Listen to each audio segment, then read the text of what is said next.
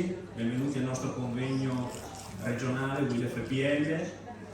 Abbiamo voluto fare questo convegno su un tema che riteniamo importantissimo, sugli ambiti territoriali e sociali, un tema che ci vedrà impegnati almeno per i prossimi 2 anni prima di vederlo partire effettivamente. Oggi come organizzazione sindacale abbiamo voluto avere diversi attori a questo tavolo per cercare di mettere in relazione tutte le nostre informazioni e capire cosa effettivamente capiterà e quale sarà l'evoluzione di questi ATS. Noi però abbiamo anche fatto un ulteriore sforzo, cioè abbiamo cercato non solo di capire effettivamente quello che potrebbe essere il futuro tecnicamente, ma abbiamo voluto anche mettere il focus sugli assistenti sociali, perché negli effetti poi saranno loro uno dei profili fondamentali che subiranno questa trasformazione. Ecco, sappiamo che questo tema, questa tematica non è ancora ben chiara, nel senso che ci sarà ancora tanto da lavorare, ma abbiamo ritenuto comunque di fare questo incontro perché crediamo sia la soluzione migliore quella di parlarci prima, di mettere allo stesso tavolo più posizioni, più organismi per capire qual è lo stato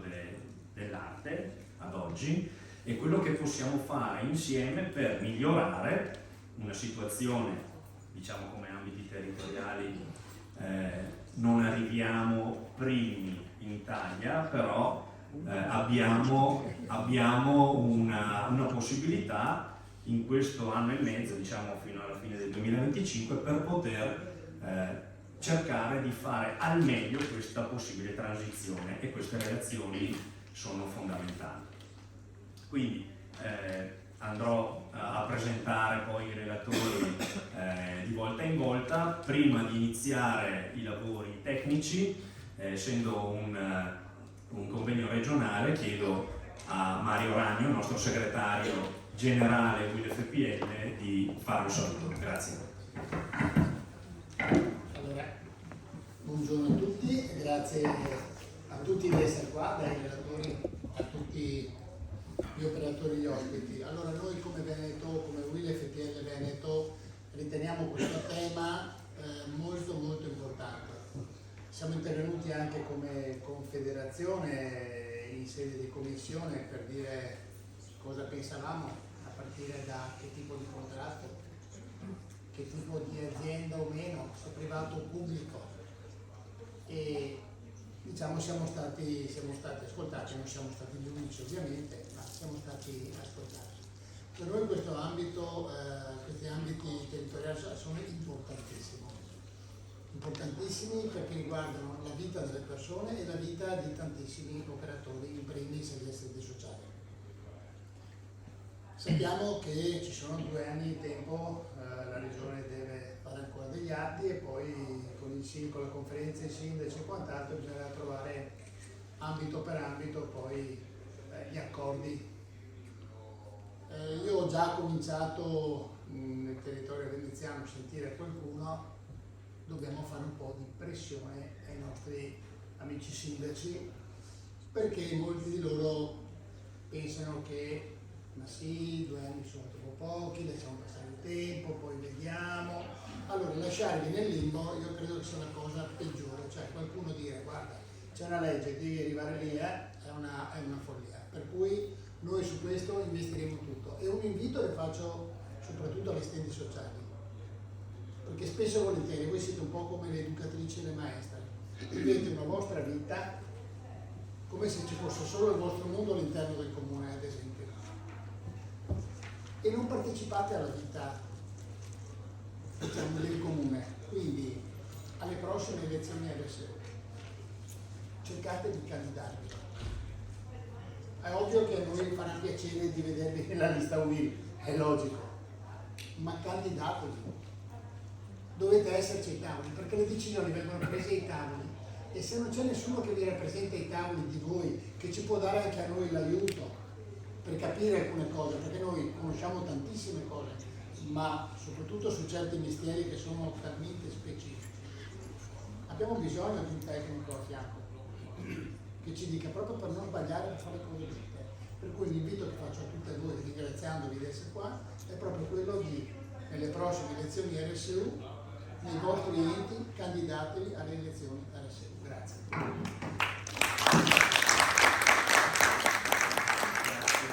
Grazie Mario. Allora iniziamo questo pomeriggio con il primo intervento, che è di Anna Furlanis, la nostra dirigente sindacale Will FPL, è un'assistente sociale e a lei chiediamo di darci una prima panoramica su quello che è lo stato dell'arte. Grazie. Buongiorno a tutti. Mi è stato chiesto di fare questo intervento come convegno tecnico, quindi proverò a portare le riflessioni che ho fatto in merito alla panoramica attuale di transizione dell'assistenza sociale, che sappiamo essere di titolarità dei comuni, già a partire alla legge dalla 328 del 2000, che i colleghi qui presenti non hanno bisogno sicuramente di rivedere, ma si ricorderanno che già allora l'ambito territoriale sociale veniva indicato nella legge nazionale come il più idoneo ambito territoriale, la dimensione più adatta per gestire i servizi sociali.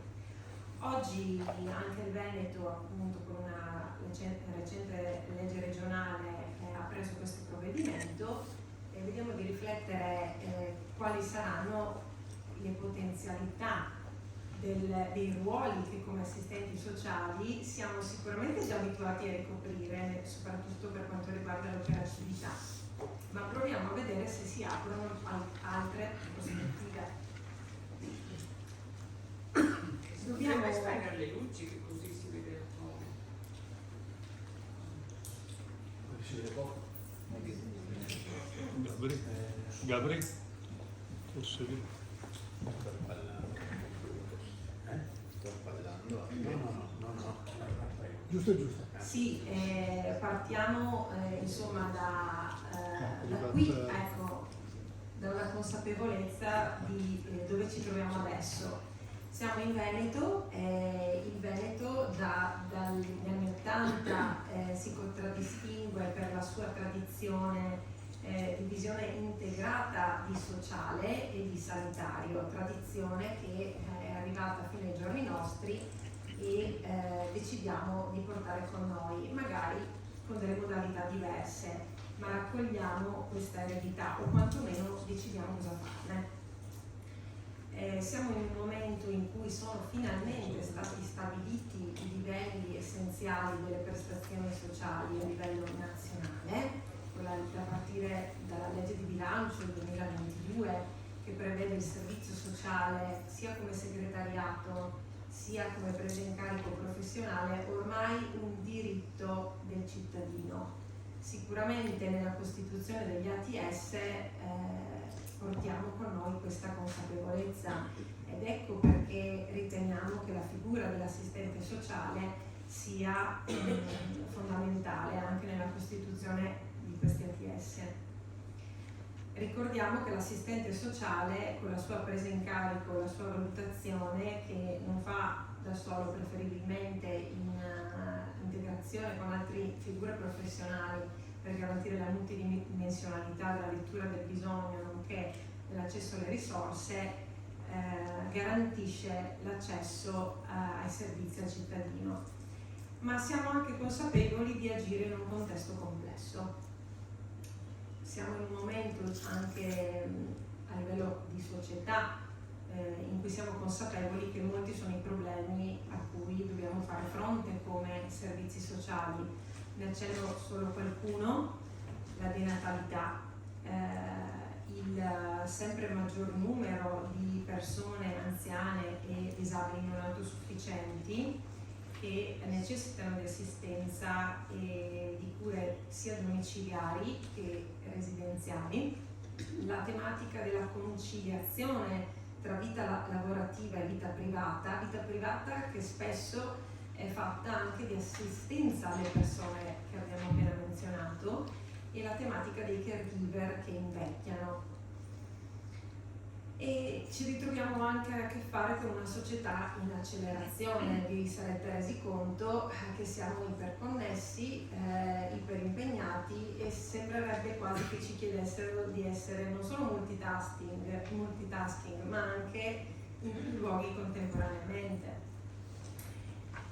Consapevoli che questo è il quadro, come si fa a costruire un ATS e che cosa ci serve? La legge regionale ce lo dice, chi è chiamato a costituirli, e parliamo dei comuni in forma associata, quindi ATS non è altro che una qualche forma di raggruppamento degli enti titolari, che restano titolari dell'assistenza sociale, ma che sono chiamati a scegliere una forma giuridica per svolgere queste funzioni. Cioè non corrono più da soli, ma corrono uniti. Le aziende ULS, articolate in distretti perché si cerca di far coincidere quello che sarà l'ATS con quello che è il distretto sanitario, sociosanitario. Ma non siamo da soli, c'è sicuramente il terzo settore che avrete letto essere un soggetto che è chiamato a partecipare alla funzione di assistenza sociale. In quali forme? Lo vediamo. E se gli ATS sono stati chiamati a garantire i livelli essenziali delle prestazioni sociali, a fronte del contesto che abbiamo appena accennato essere complesso, per forza le azioni che l'ATS dovrà mettere in campo saranno di tipo integrato, territoriale nel senso più vicino al cittadino possibile. Una volta era appunto il comune chiamato a garantire l'assistenza sociale in primo soggetto, in prima battuta, proprio perché si cercava di andare a proporre una risposta là dove il bisogno sorgeva il più vicino possibile. Azioni in rete, nel senso che questi tre soggetti al punto precedente sono chiamati a lavorare insieme, e io aggiungo anche cofinanziate, non solo più finanziate, perché il tema della coprogrammazione e della coprogettazione invita il terzo settore a entrare in campo anche con risorse proprie. Qui cito Raffaella Rossella Di Marzo, una assistente sociale dell'ambito sociale del Noncello, che abbiamo avuto l'occasione di incontrare nei nostri studi del master, che proponeva degli ingredienti per far lievitare un ATS, e sono dei livelli. C'è la governance istituzionale, quindi gli eletti, i politici, e io qui lancio una provocazione: quale rappresentatività ci sarà per i comuni che entreranno a far parte degli ATS? Come verrà garantita la rappresentatività non solo magari di chi sarà capofila, ma anche dei comuni associati? Ricordo che anche sempre su questo livello verrà decisa quale sarà la forma giuridica che i comuni associandosi sceglieranno di istituire. A livello gestionale stiamo parlando del management. Quale assetto organizzativo avrà l'ATS? Cioè, immaginiamoci adesso ogni comune ha il suo responsabile di servizio, o se non addirittura il dirigente in casi di comuni più cospicui, e quale raccordo ci sarà con il distretto, e in particolar modo con l'ufficio di piano del piano di zona? Che tipo di rapporto ci sarà? Anche questo dovrà essere stabilito nelle convenzioni che verranno appunto decise tra i comuni che si associeranno. E poi c'è il livello operativo. Forse siamo più abituati a vedere qua gli assistenti sociali, resteranno anche qui, ma non solo. livello operativo, comunque ricordiamoci che l'assistente sociale che lavora nell'ATS a livello operativo ha a che fare con la multiproblematicità che abbiamo prima visto e è in prima linea, nel senso che abbiamo a che fare con un'utenza che spesso porta alla frustrazione, a volte anche l'aggressività di non vedere una risposta più o meno immediata al proprio bisogno, che non sempre è di sé immediata risolvibilità. Quindi a livello operativo c'è bisogno di una cura, forse la supervisione è una delle risposte, non l'unica, che potrebbe curare l'aspetto di tenuta di questi operatori. E poi ci sono le alleanze comunitarie, un altro ingrediente fondamentale per l'ATS ed è il rapporto con gli enti del terzo settore fondamentalmente, e per ogni ATS sarà diverso, perché se ogni ATS ha a che fare con le figure, gli stakeholders più attivi per la disabilità, per l'area anziani, le associazioni, il volontariato, l'area minori, ogni settore, che se così vogliamo chiamarlo, anche se ormai i nuclei familiari spesso hanno bisogni multipli che riguardano tutte queste aree, ci sono queste associazioni, questi enti che vanno tenuti in considerazione e sono inclusi per far appunto lievitare l'ATS. Allora, se sono tutti quelli che abbiamo visto, i livelli, gli ingredienti per far lievitare un ATS, sembra quasi che manchi qualcosa. Io ho fatto questa riflessione, servirebbe un ruolo, un'azione in grado di far convergere linguaggi, mandati, obiettivi diversi. Abbiamo visto che sono multipli soggetti da far dialogare. Ci sono delle reti presenti sul territorio che vanno non solo istituite ma vanno anche coltivate. In tutta questa complessità, in tutto questo cambiamento è opportuno tenere però il focus sulla persona, che la persona rimanga al centro. Faccio un esempio: il cittadino che è abituato ad andare a ricevere una risposta solitamente, abitualmente, bussando alla porta del proprio comune, quando verrà costituito l'ATS, chi lo accompagnerà a chiedere determinate prestazioni da una parte, che resteranno magari gestite dai comuni, e quali altre deve andare a chiedere all'ATS? Anche qua serve un ruolo di accompagnamento della cittadinanza a capire quale sarà la nuova configurazione del territorio che il cittadino vive in base alle scelte che verranno fatte.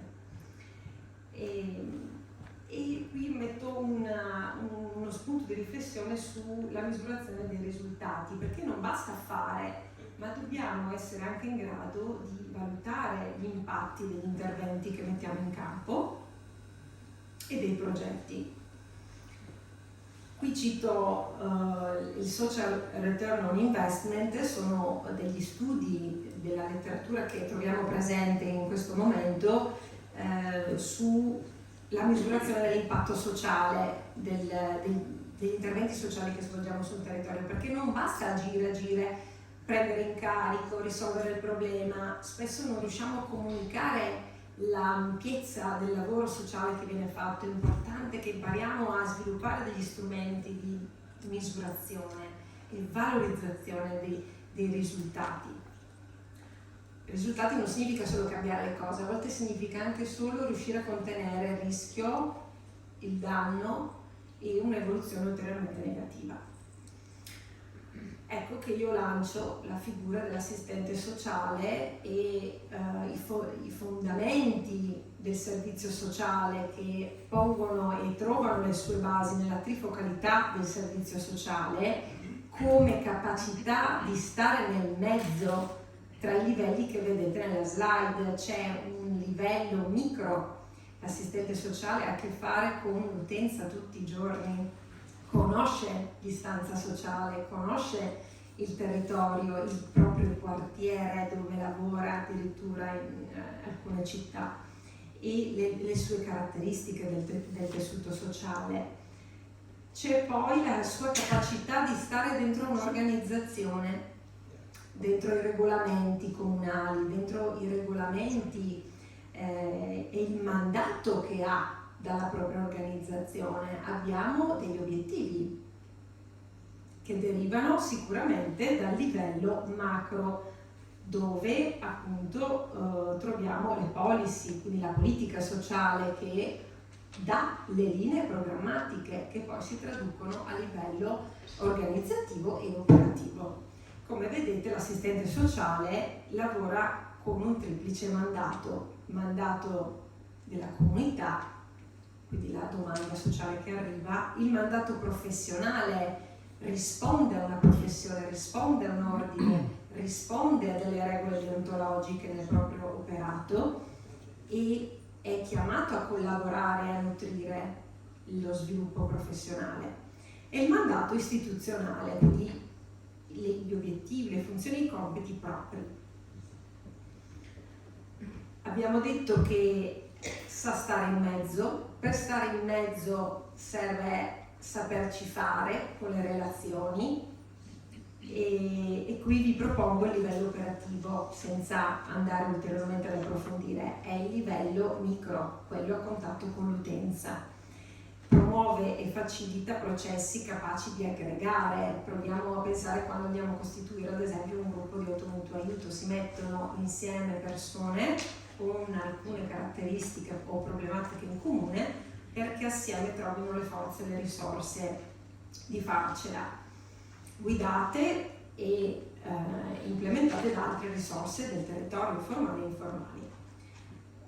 È il professionista delle relazioni, quindi conosce i referenti del terzo settore del proprio territorio in cui opera, quindi ha la possibilità di accedervi, ha la possibilità di coinvolgerli, sa stare in processi partecipativi e alcune di noi, non tutte, in ogni organizzazione sono stati dati mandati diversi proprio anche per la diversità che c'è nelle organizzazioni e nelle politiche sociali. Alcune di noi hanno anche esperito capacità di mettere assieme, aggregare e con queste logiche inclusive creare anche coprogettazione.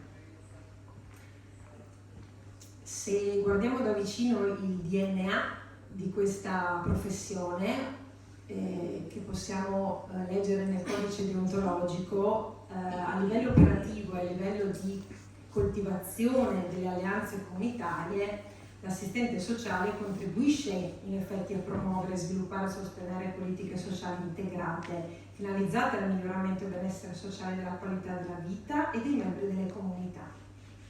E non può prescindere da un'approfondita conoscenza della realtà territoriale in cui opera. Ma quello che vi chiedo adesso è un passo ulteriore. Livello gestionale.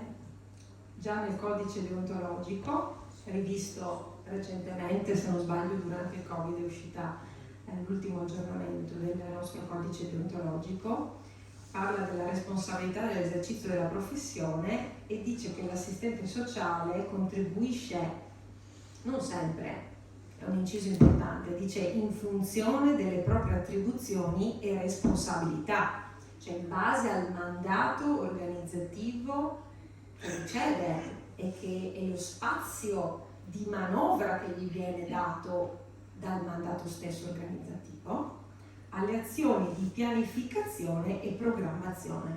Quindi dice, guardate che all'interno delle vostre organizzazioni potreste potenziare, scegliendo, potenziando chi mette a disposizione la conoscenza del territorio, può aiutare alla programmazione.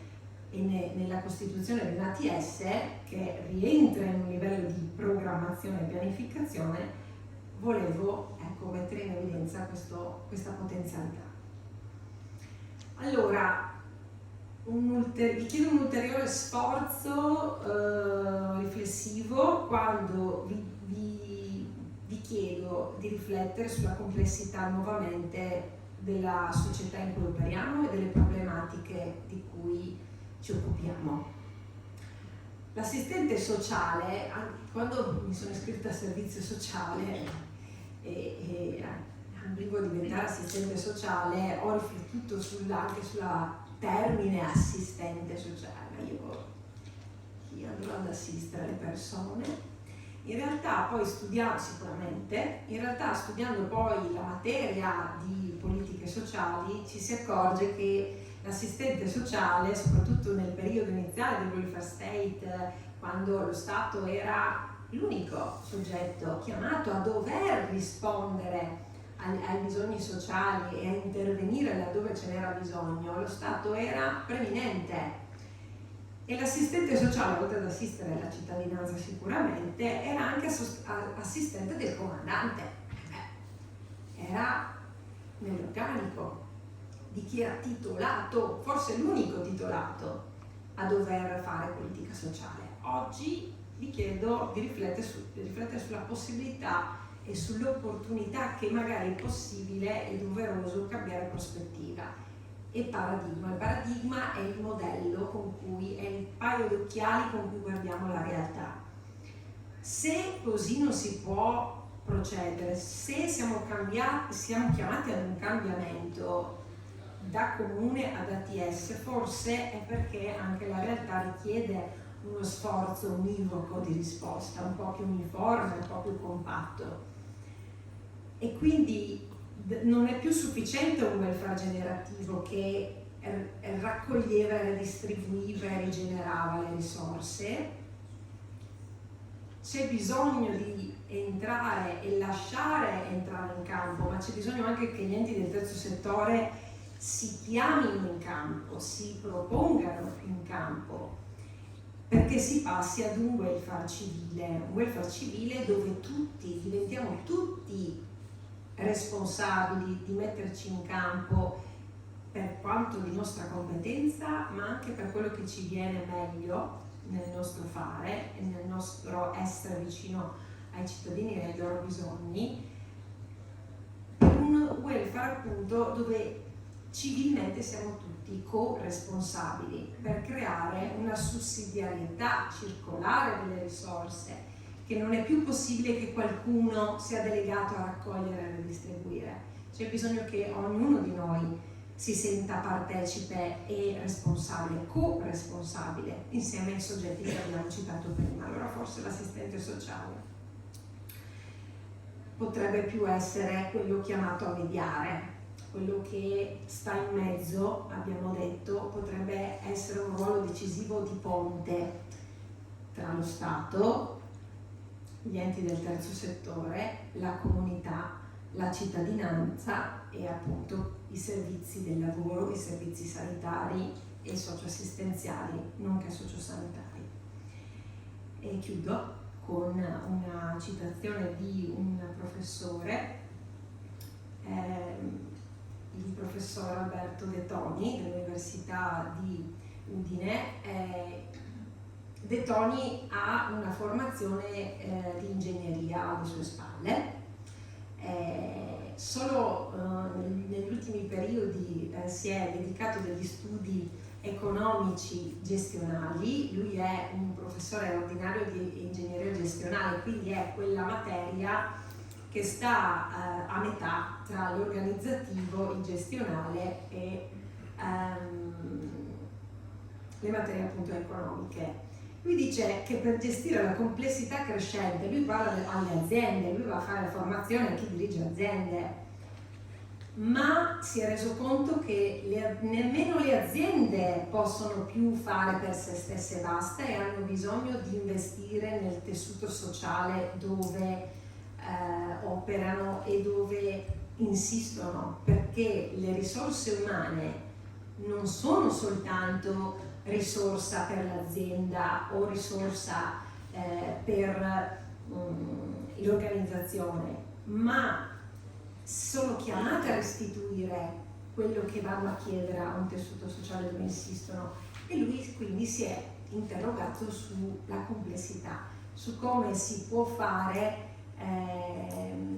azienda nella complessità. Io l'ho estrapolata e l'ho portata qua perché parla di partecipazione. e quindi dice che in una società dove la complessità cresce è opportuno puntare sulla partecipazione e sull'assunzione di responsabilità da parte di tutti. Serve intelligenza distribuita, interconnessa, automotivata e autoattivata. Al centro, e io qua il parallelismo io l'ho fatto con lo Stato, con il welfare state, non si può più risolvere tutto, così come un unico responsabile di servizio, un'unica assistente sociale che opera nel suo territorio da soli non risolvono più il futuro nella periferia. Diventiamo un po' tutti più periferia per essere un po' più il centro. È un ossimoro, ma è questo il messaggio con cui volevo lasciarvi. Un augurio.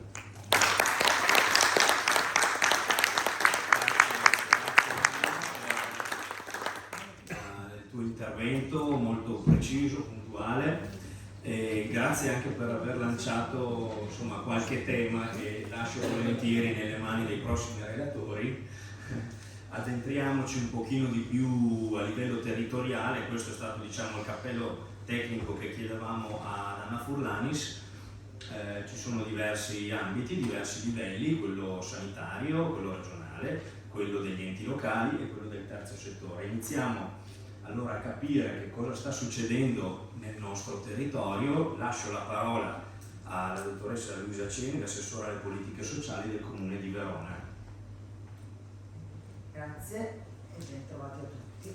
Allora, mi veniva una battuta adesso ascoltando la dottoressa. Complessità crescente. Provate a pensare di mettere d'accordo i sindaci. Perché quando ci troviamo, e ieri ne abbiamo avuto un saggio, perché ieri abbiamo avuto la conferenza dei sindaci della provincia di Verona, sono 98 teste pensanti.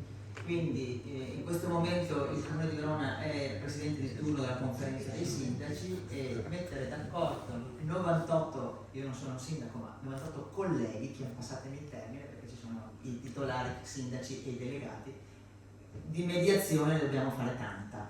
Questo la faccio come modo di battuta perché questo è stato un percorso a mio parere molto bello, faticoso, ma molto bello, che è stato fatto in questi ultimi 2 anni. Io sono assessore da 2 anni e quindi da 2 anni mi sono occupata direttamente di questa legge, che finalmente è diventata legge, con una grande fatica, con un grande lavoro, però devo dire la verità, con un grande lavoro di squadra, di trasversale, con tanti sindaci.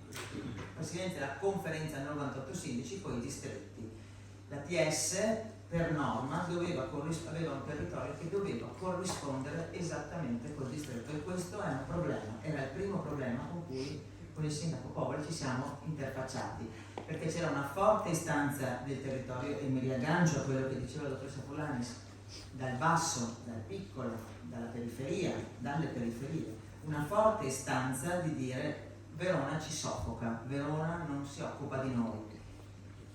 Posso anche essere d'accordo, siamo enormi, era un territorio enorme, tra l'altro la norma nazionale prevederebbe una dimensione di ATS ben diversa da quella che era la nostra originaria, perché la nostra prevedeva 2 distretti, distretto 1 e distretto 2, con 450.000 abitanti, quindi un numero esponenziale, folle, anche perché qualche fondo veniva ripartito sul numero degli ATS. Capite che ripartire a un ATS che ha 450.000 abitanti, un ATS che ne ha 80.000, c'è qualche disparità, però vabbè, questo ci siamo. Allora, quindi forte istanza del territorio, forte istanza di dire: creiamo una separazione da questi 2 distretti, perché effettivamente da Buttapietra a Isola, a come si chiama il paese, San Rocco, quello che sia, su proprio nel Val di Lasi, c'è una bella distanza, c'è una bella differenza anche di bisogni, perché alla fine si disegna col righello, si disegna col compasso, ma sono i bisogni, cioè noi dobbiamo rispondere ai bisogni delle popolazioni e delle persone, non delle popolazioni ma delle persone, che sono un'altra cosa. Quindi abbiamo fatto questo percorso, però c'era un problema. Il Comune di Verona aveva due circoscrizioni che rientravano nel distretto numero 2, quindi il distretto sanitario, e qui l'interazione tra sociale e sanitario è pesante, perché dicevano gli ATS devono avere la stessa coincidenza con il distretto sanitario, e noi abbiamo due 2 quartieri che non ci sono, erano fuori, non si poteva. Stesso problema si presentava pari a Padova, dove addirittura là erano 3, una cosa folle, cioè. E vi assicuro che le prime interlocuzioni non sono state facili, perché la chiusura era totale, cioè non se ne parla neanche, se ne parla perché, ripeto, partiamo dai bisogni, cioè non stiamo facendo di altro tipo di discorso, se no quello che è stato detto, partiamo dall'analisi dei bisogni, passiamo dalle persone. È stato un percorso lungo, è stato un percorso articolato, siamo stati in quinta commissione, ne abbiamo fatti di tutti i colori. Devo dire con grande soddisfazione ci siamo arrivati. Siamo riusciti ad ottenere che si venga costituito un altro ATS, si parla di 24 ATS. Abbiamo capito che si poteva cambiare idea quando si cominciava a dire non erano più 21 ma erano 24. Allora lì mi ha detto forse qualcosa si muove, pur si muove. E quindi siamo stati molto contenti di questo piccolo primo risultato che non è così piccolo e non era così scontato.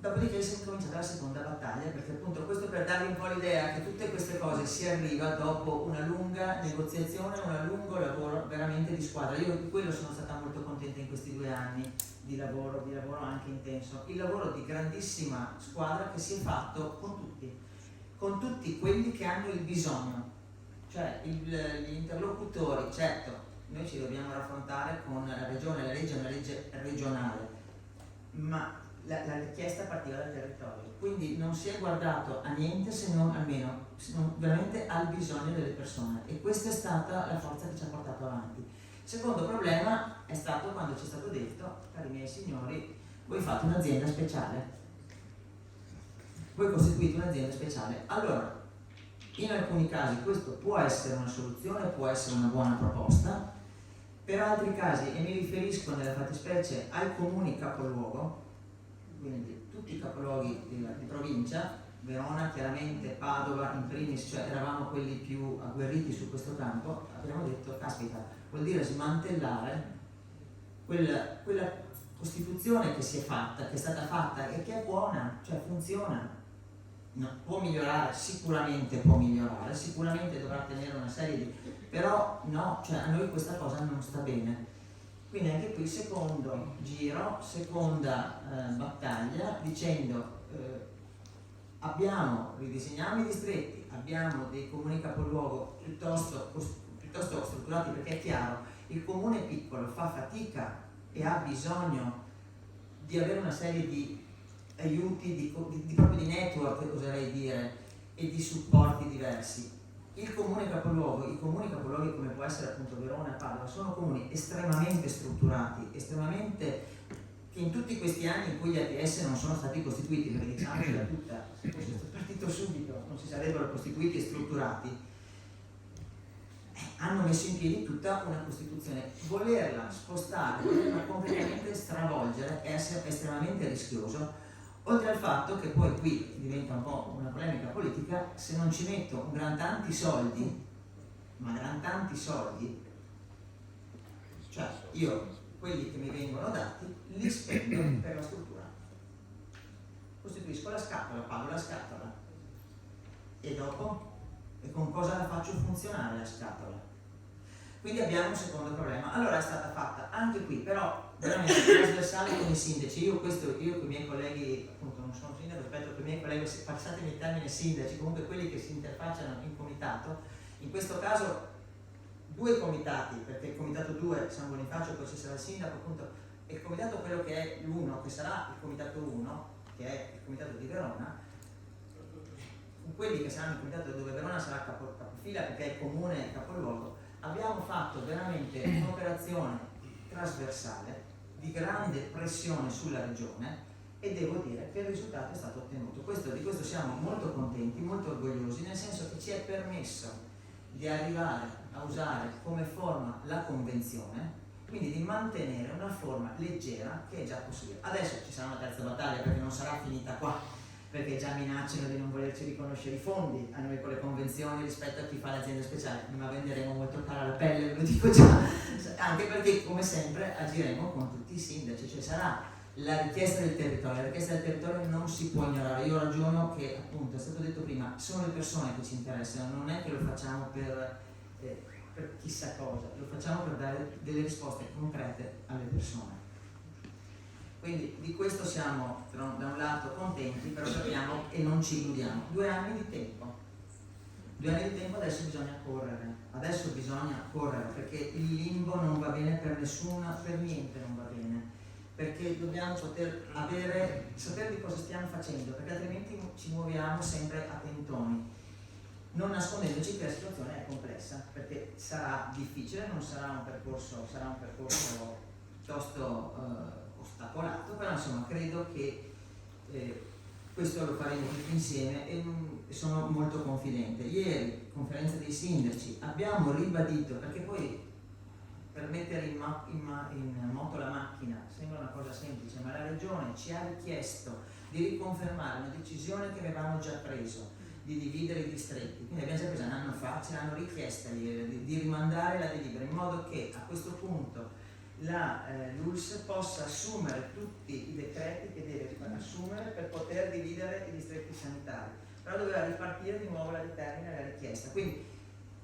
siamo ripartiti, abbiamo dei temi, abbiamo il problema che abbiamo una serie di amministrazioni comunali in scadenza e questo è un problema perché io come Presidente del Comitato dei Sindaci ho bisogno di avere le determine di convenzione del vecchio ATS, di quella ATS che in questo momento è fatto 1 e 2, e ho alcune amministrazioni che ancora non mi hanno mandato la convenzione, la convenzione è vecchia, quindi quella precedente a quella che dovrà essere fatta, e questo è un tema, quindi abbiamo problemi, voglio dire, pratici, burocratici, ma che rischiano poi di inficiare il percorso, quindi il nostro lavoro, che è un lavoro tecnico, passatemi il termine, ma un lavoro molto politico, in questo è andare a sollecitare tutte le amministrazioni affinché si attivino. Non è facile perché con le amministrazioni in scadenza, e credo che l'Est ne abbia più della metà, siamo Bonifaci in primis, ma poi quanti ne avete tantissimi nell'Est, cioè ci sono tantissimi comuni in scadenza e se non mandano i documenti, e questo documento è un documento che deve essere passato in consiglio comunale, una delibera di consiglio comunale, diventa problematica la cosa. Quindi siamo a correre un po' contro il tempo, ma ce la stiamo mettendo tutta. Quindi non vorrei portare via tempo, per cui concludo. Sono molto contenta della strada che è stata fatta. Noi ci siamo collegati in maniera molto stretta con tutte le amministrazioni per arrivare a un obiettivo. Ci colleghiamo sulla Regione moltissimo perché appunto tutto il lavoro, poi appunto la consigliera sarà molto più brava di me a spiegare cosa stanno facendo, però ecco tantissimo il legame con la Regione perché è là dove vengono assunte le decisioni che poi parlano sui territori. Quindi noi portiamo le nostre istanze, facciamo un lavoro di grande raccordo, ci raccordiamo sui territori e poi andiamo a chiedere, andiamo a bussare. Ecco, quando è stata fatta, devo dire, questo lo dico perché credo che vada riconosciuto, anche in Regione è stato fatto un lavoro trasversale pesantissimo con una grandissima pressione su tutti i consiglieri. Io parlo per quello che è Verona, noi abbiamo interpellato davvero tutto l'arco costituzionale, permettetemi questa, facendolo fare da tutti i sindaci, quindi è stata proprio una richiesta, quello che è stato detto prima, dal basso, cioè da chi ha il bisogno. Noi vogliamo rispondere concretamente a un bisogno. Credo che questa sia la maniera di amministrare che ci piace. Ecco, ascoltiamo le istanze e cerchiamo di farcene promotori. Finora ci è andata bene, siamo contenti, andiamo avanti e continueremo su questa strada.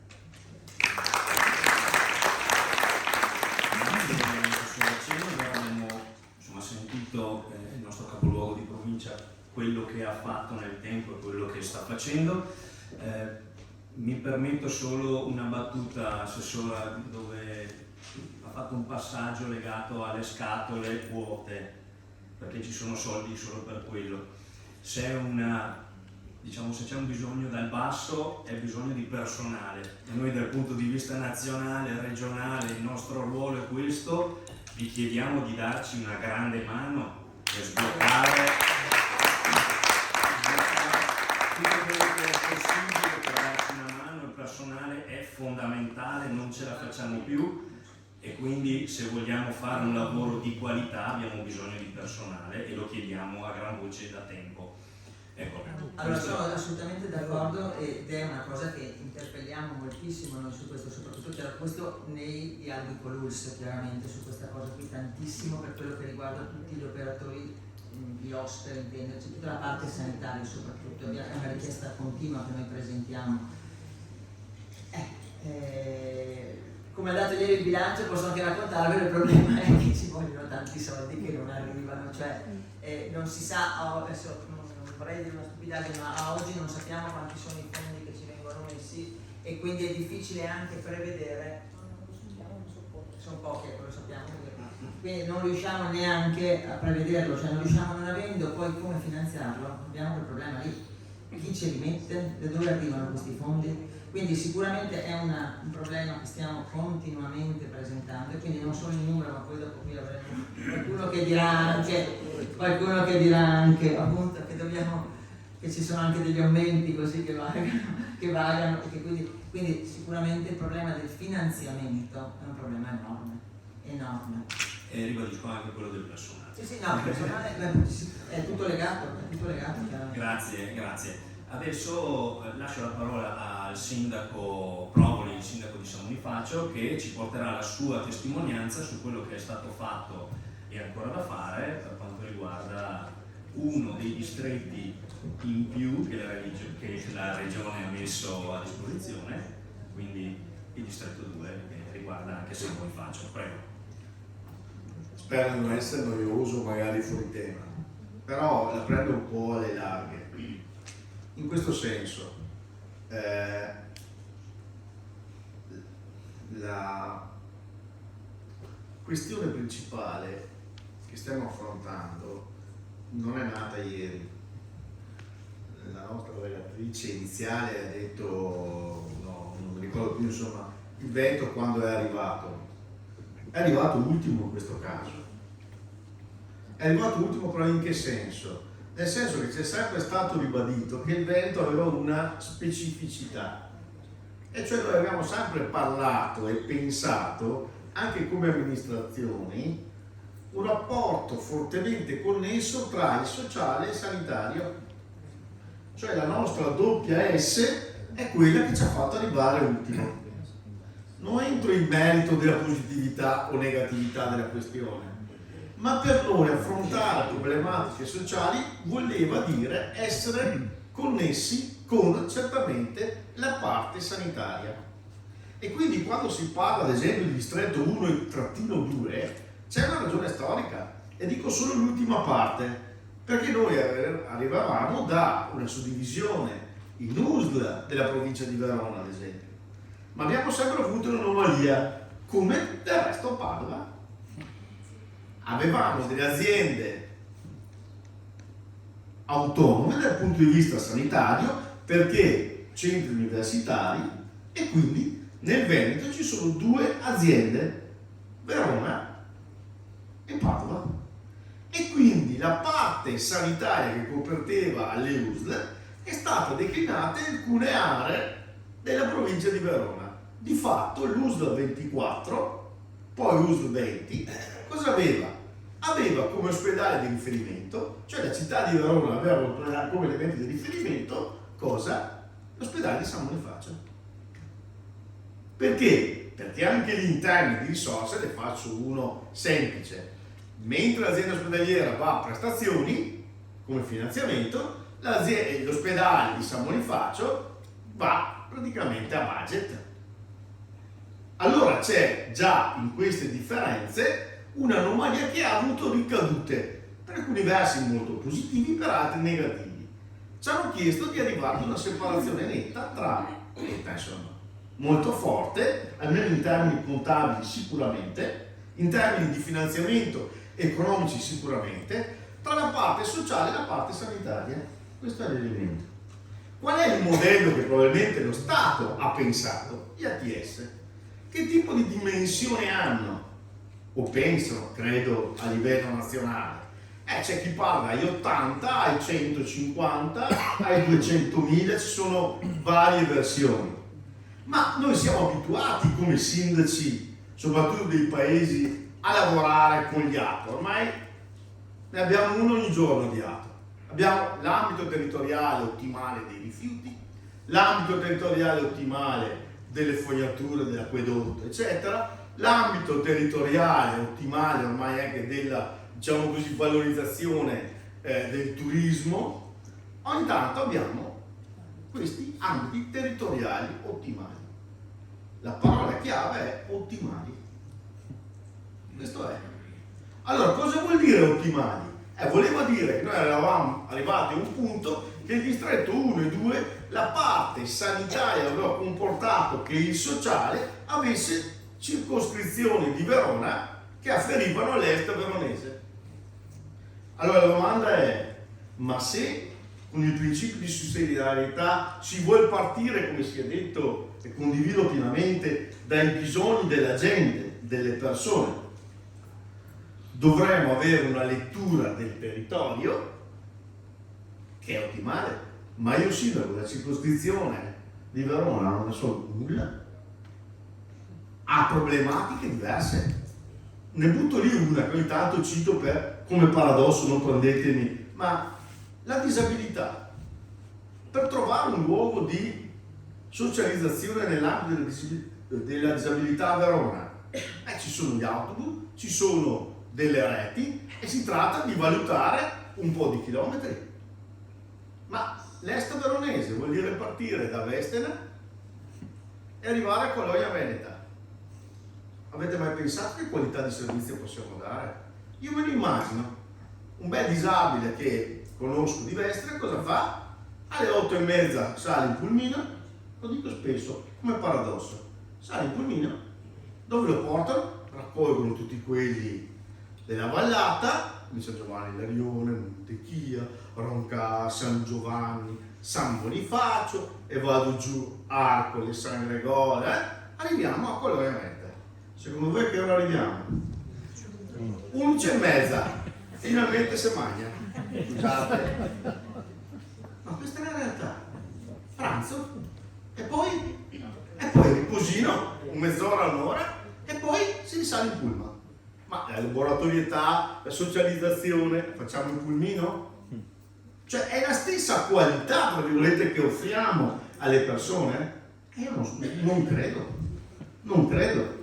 Allora, l'aspetto che ci ha fortemente preoccupato è proprio questo, e cioè offrire un servizio, dei servizi che vanno a risolvere le problematiche delle persone con delle entità che conoscono bene il territorio.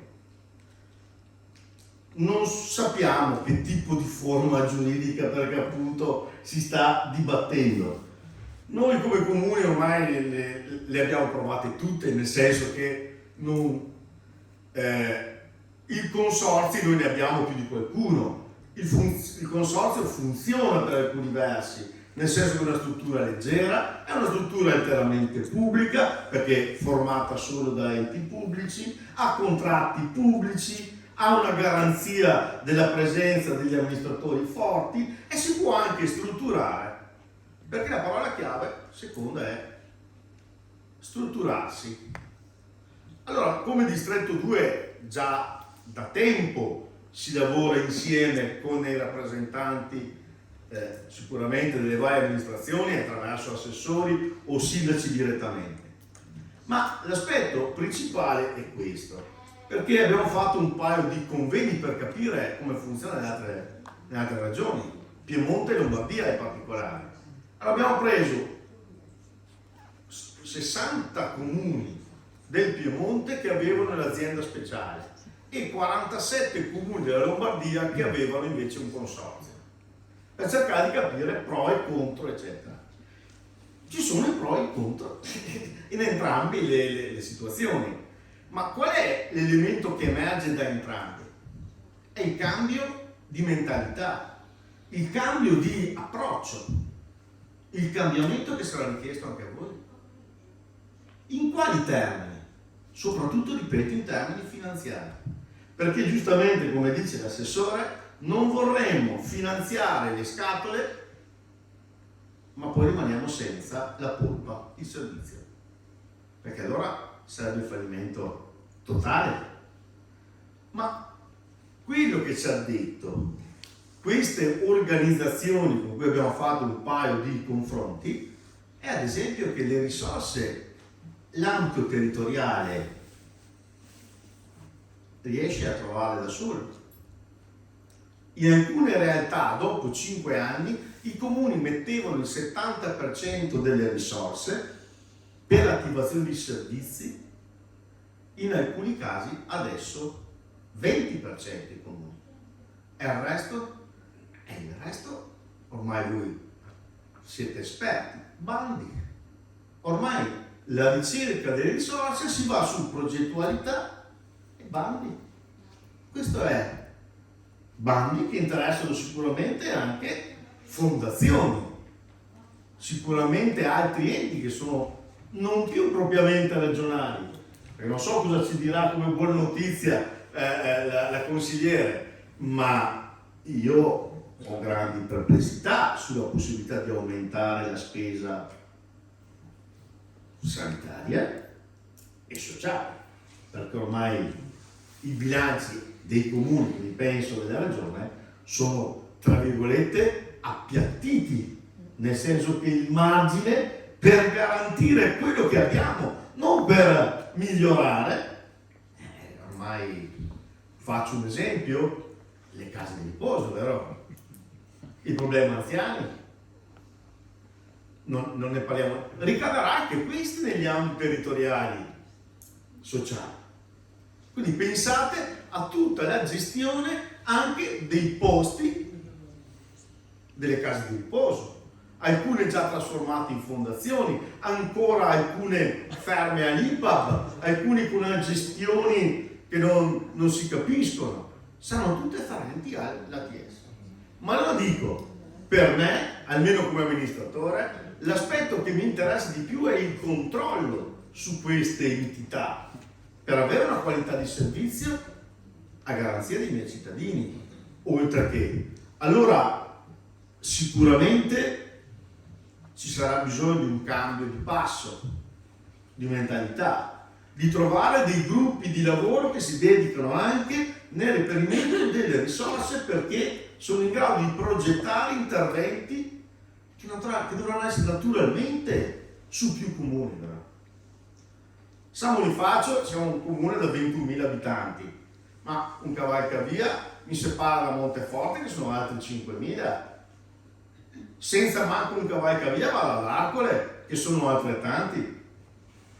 Ma allora dobbiamo trovare un modo, perché io lavoro nel mondo della scuola, non posso pensare che una ragazza di 14 anni che mi arriva al liceo e sia di un paesetto X a distante 3 km non riesco a coordinare i servizi sociali di quel comune lì, perché l'assistente sociale fa 2 ore in quel comune lì, poi ne fa la settimana dopo altre 2, perché poi è impegnata ed è condivisa da 1000 altre, e si occupa in quelle 2 ore lì dalle ragazzine di 14 anni o addirittura problematiche familiari agli anziani, vero? Ma io se c'è una ragazza di 14 anni che continua a tagliarsi o sbatte la testa col muro, ti chiamo sempre il 118? Ormai sono stufo di chiamare il 118, non ho avuto risultati. Allora è chiaro, come si diceva prima, che ci sarà un cambio di passo anche nella gestione, ripeto, che non potrà più essere, a mio avviso, appunto comunale, perché rendiamo un cattivo servizio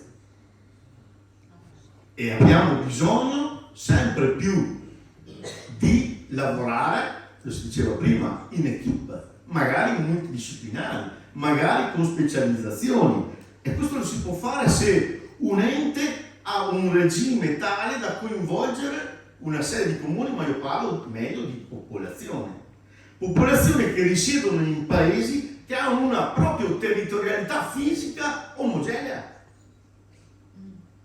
dove abbiamo la possibilità, conoscendo il territorio, di calare, tra virgolette, su misura il progetto e l'intervento.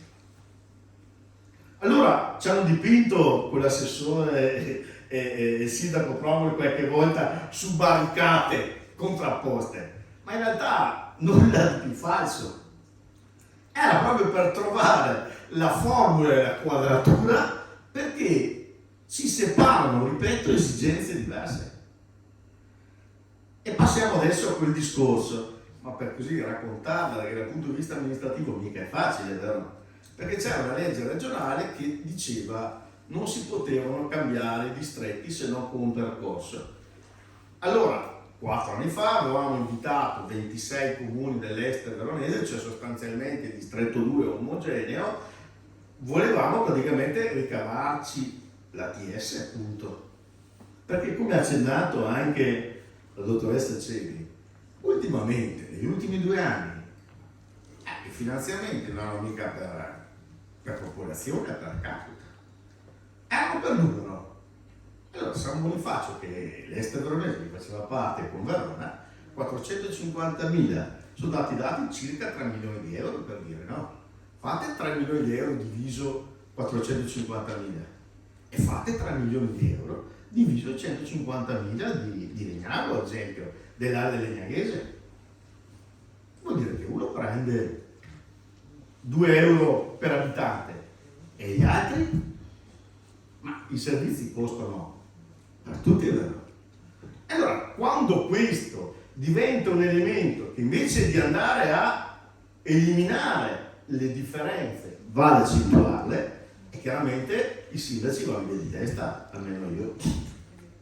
E allora ci chiediamo qual è lo strumento migliore per intervenire. La città di Verona, giustamente, cioè, è già naturalmente un ATS, forse anzi è troppo esteso, perché sono 250.000 abitanti di più. Allora, secondo me è una sfida che sicuramente coinvolgerà le amministrazioni, ma le responsabilizzerà anche, perché lì si vedrà anche la capacità amministrativa. Io sono convinto di una cosa, però: se l'ATS è configurato e strutturato, sarà meno dipendente da un problema che si ha, e che ha detto benissimo l'assessore: le 98 teste dei sindaci che cambiano.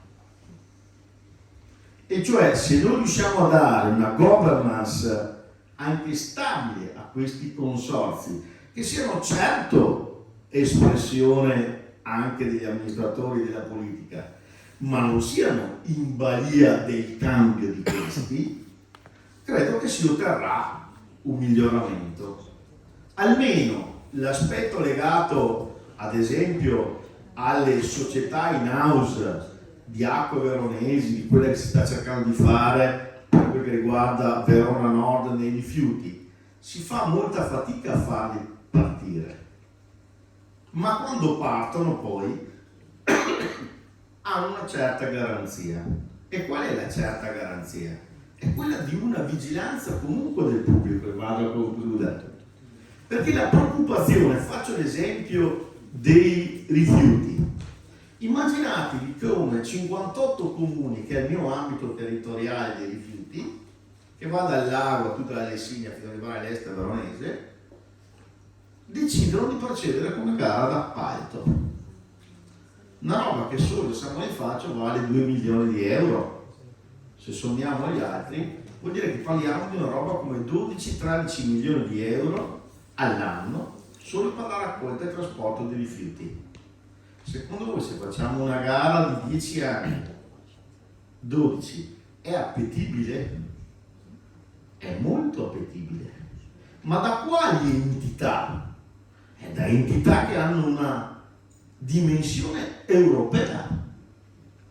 Ma immaginate il sindaco anche di San Bonifacio che ha una disfunzione sulla raccolta del servizio e deve chiamare il call center della multinazionale X che gli fa rispondere dal Giappone? È in grado di rispondere, secondo voi, al cittadino che viene a denunciare il mancato passaggio del... Quindi anche qua io credo che l'aspetto del pubblico che dia un indirizzo e un controllo in termini di tariffe sia fondamentale perché ci sia efficienza ed efficacia nel servizio.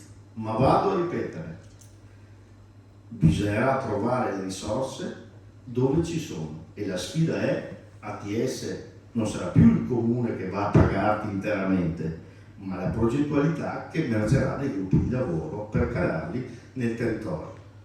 Gli assistenti sociali in questo caso svolgeranno un ruolo molto importante proprio per la progettualità.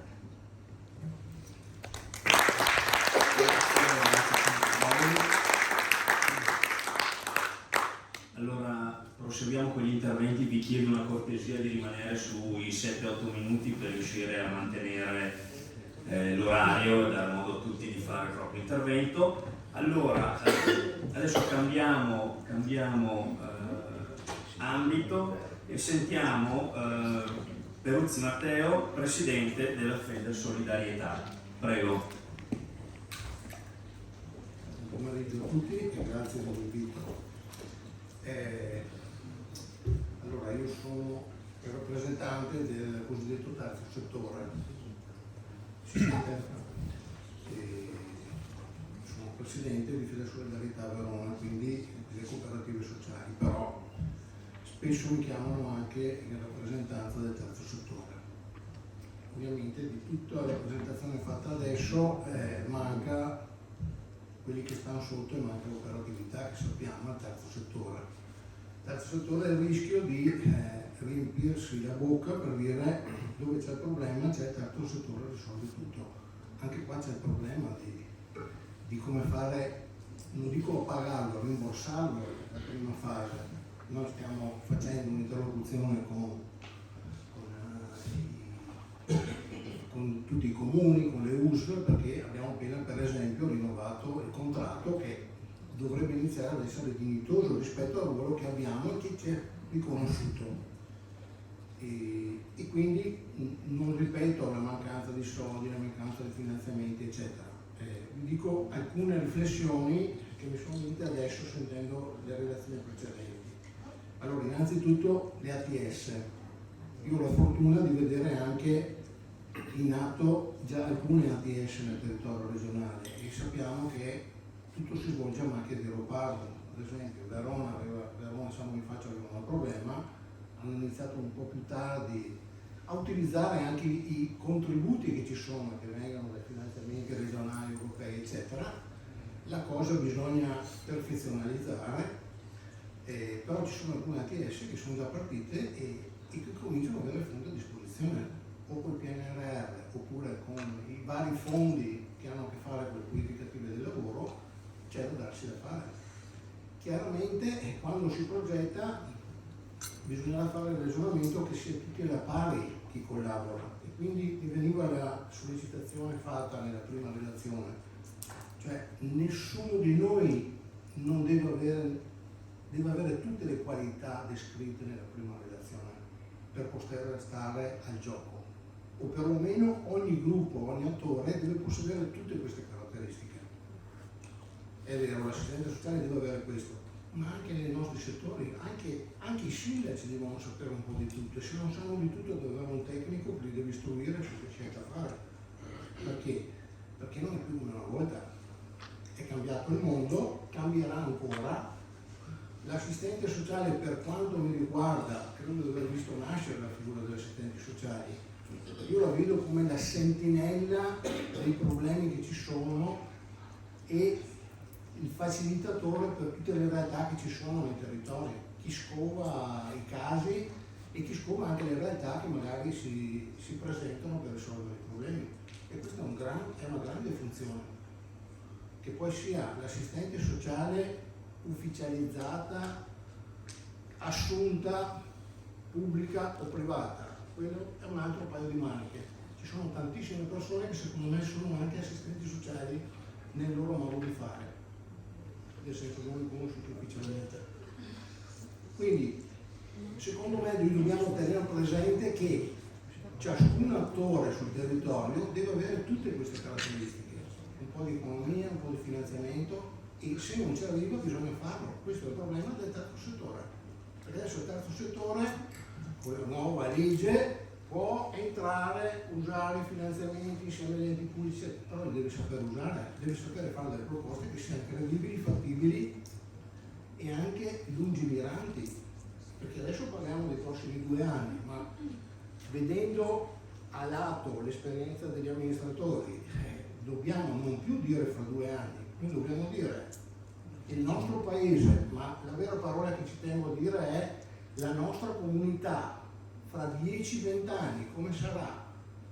Perché noi stiamo affrontando un individualismo abbastanza sfrenato e quindi il terzo settore non dovrebbe aumentare questa situazione, però sappiamo anche lì che la ricerca dei volontari è la stessa ricerca che c'è del personale, perché manca il personale, perché è cambiato il concetto del lavoro, adesso non serve quasi più, non si ricerca neanche più l'assunzione statale, sono fatti dei bandi che non sono neanche riempiti, lo sappiamo tutti. Quindi il grande sforzo che dobbiamo fare è metterci alla pari tutti, mettere insieme tutte le risorse, cercare di imparare anche dagli altri se serve, se altri in altri stati sono più avanti, e dobbiamo pensare al futuro. Ovviamente, chiaro, è la corresponsabilità. La corresponsabilità non ne sentivo parlare 10 anni fa di corresponsabilità, ho sentito il vescovo 15 anni fa parlare di corresponsabilità. Vuol dire che dobbiamo veramente fare un cambio di paradigma, quindi non buttiamo via niente di quello che abbiamo fatto di utile fino adesso, però dobbiamo metterci in testa che forse dobbiamo aumentare la nostra capacità di coinvolgimento reciproco, e questo dipenderà da tutti. Se ci riusciamo, i nostri futuri cittadini saranno riconoscenti, altrimenti andremo avanti come stiamo andando avanti, con dei piccoli risultati, ma che però non danno grandi risultati, quindi è una grandissima sfida. Quindi grazie per questa opportunità di scambio, che è sempre un arricchimento, però mi viene da dire buon lavoro a tutti.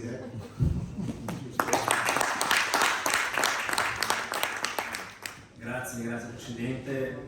Ci sono stati un paio di passaggi che mi hanno fatto venire spira, ma non abbiamo troppo tempo per approfondire la questione. Invece lascio la parola immediatamente. Non siamo mezzi vicentini, prurito. Gli chiedo cosa vuol dire spira. Ha collaborato anche con qualcosa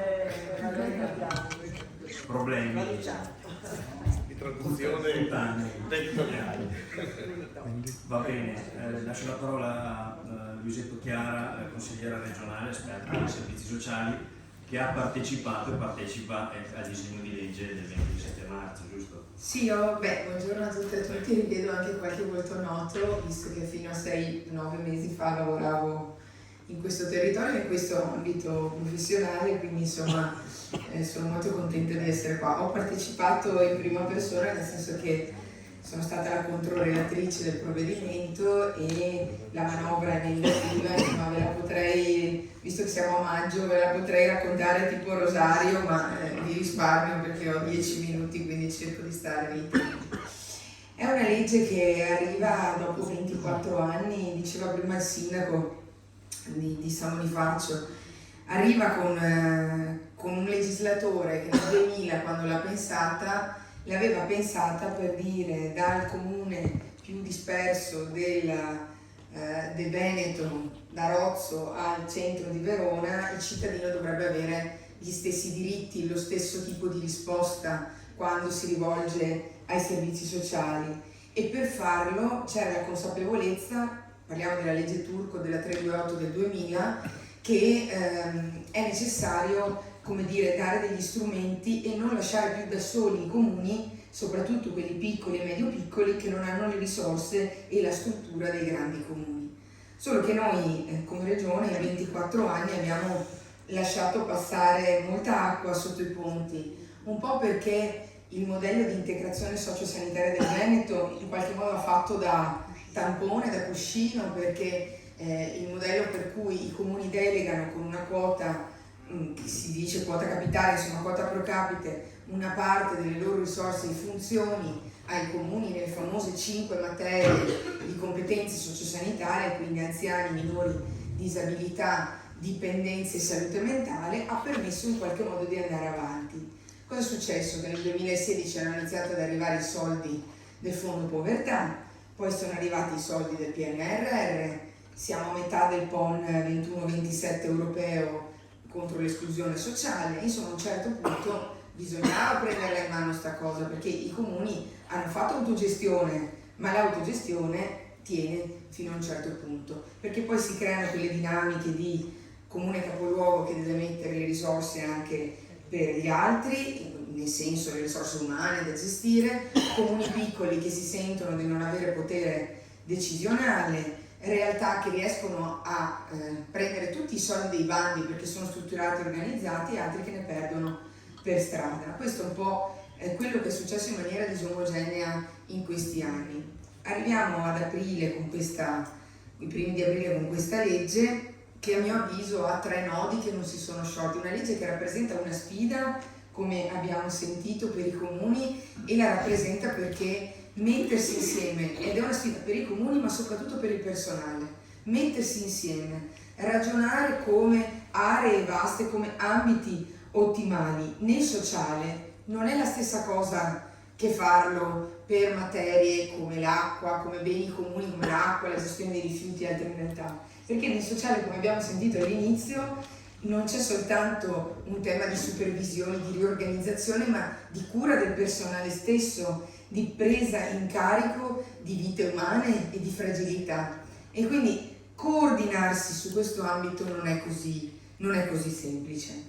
3 nodi, dicevo. Innanzitutto questa legge, sarebbero 4, innanzitutto questa legge arriva e dovrebbe essere una costola di una riforma più ampia, perché noi, la legge sull'assistenza è ancora quella dell'82, la legge 55, e da lì siamo lì, non ci siamo più spostati. Quindi le buone pratiche, tutto quello che sui territori e le realtà si sono date, non è più, tra virgolette, stato codificato in una norma, e questo è il primo tema. Manca, l'abbiamo sentito prima, una riforma delle IPAB, e quindi le case di riposo, soprattutto pubbliche, stanno arrancando sotto il peso di costi veramente importanti. Ci sono 18 disegni di legge che sono tutti là nel cassetto e ancora non è un tema che viene portato. È diventato un totem questa cosa della riforma delle IPAB, però manca, è un pezzo importante di questo percorso che manca.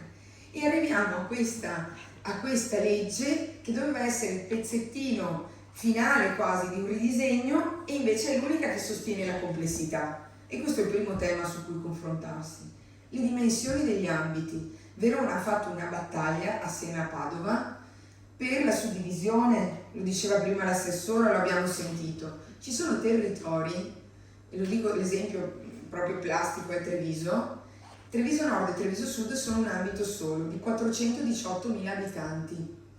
Cioè, io mi domando, gli assistenti sociali in quel territorio lì come faranno? Perché è vero che Treviso ragiona come Grande Treviso, come area vasta, ma gestire un territorio con bisogni così diversi è un'impresa titanica, ed è titanica anche perché, se ricordate prima, l'obiettivo della legge era proprio quello del 2000, di dare omogeneità. Noi arriviamo nel 2024 e abbiamo comunque una norma che ha territori diversi. Chioggia ha 63.000 abitanti nell'ambito, Treviso ce ne ha 418.000, e la maggioranza degli ambiti hanno più di 200.000 abitanti, che è il doppio di quello che DM77 citato prima dice che sarebbe l'ottimale.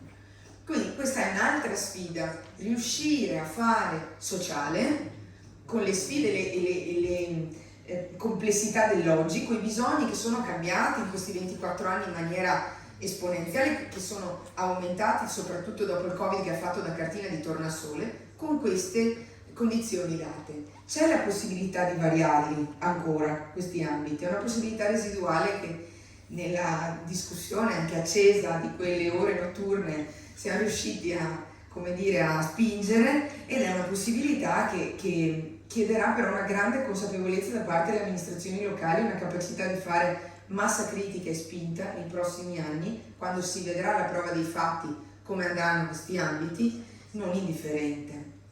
Altra questione, le risorse.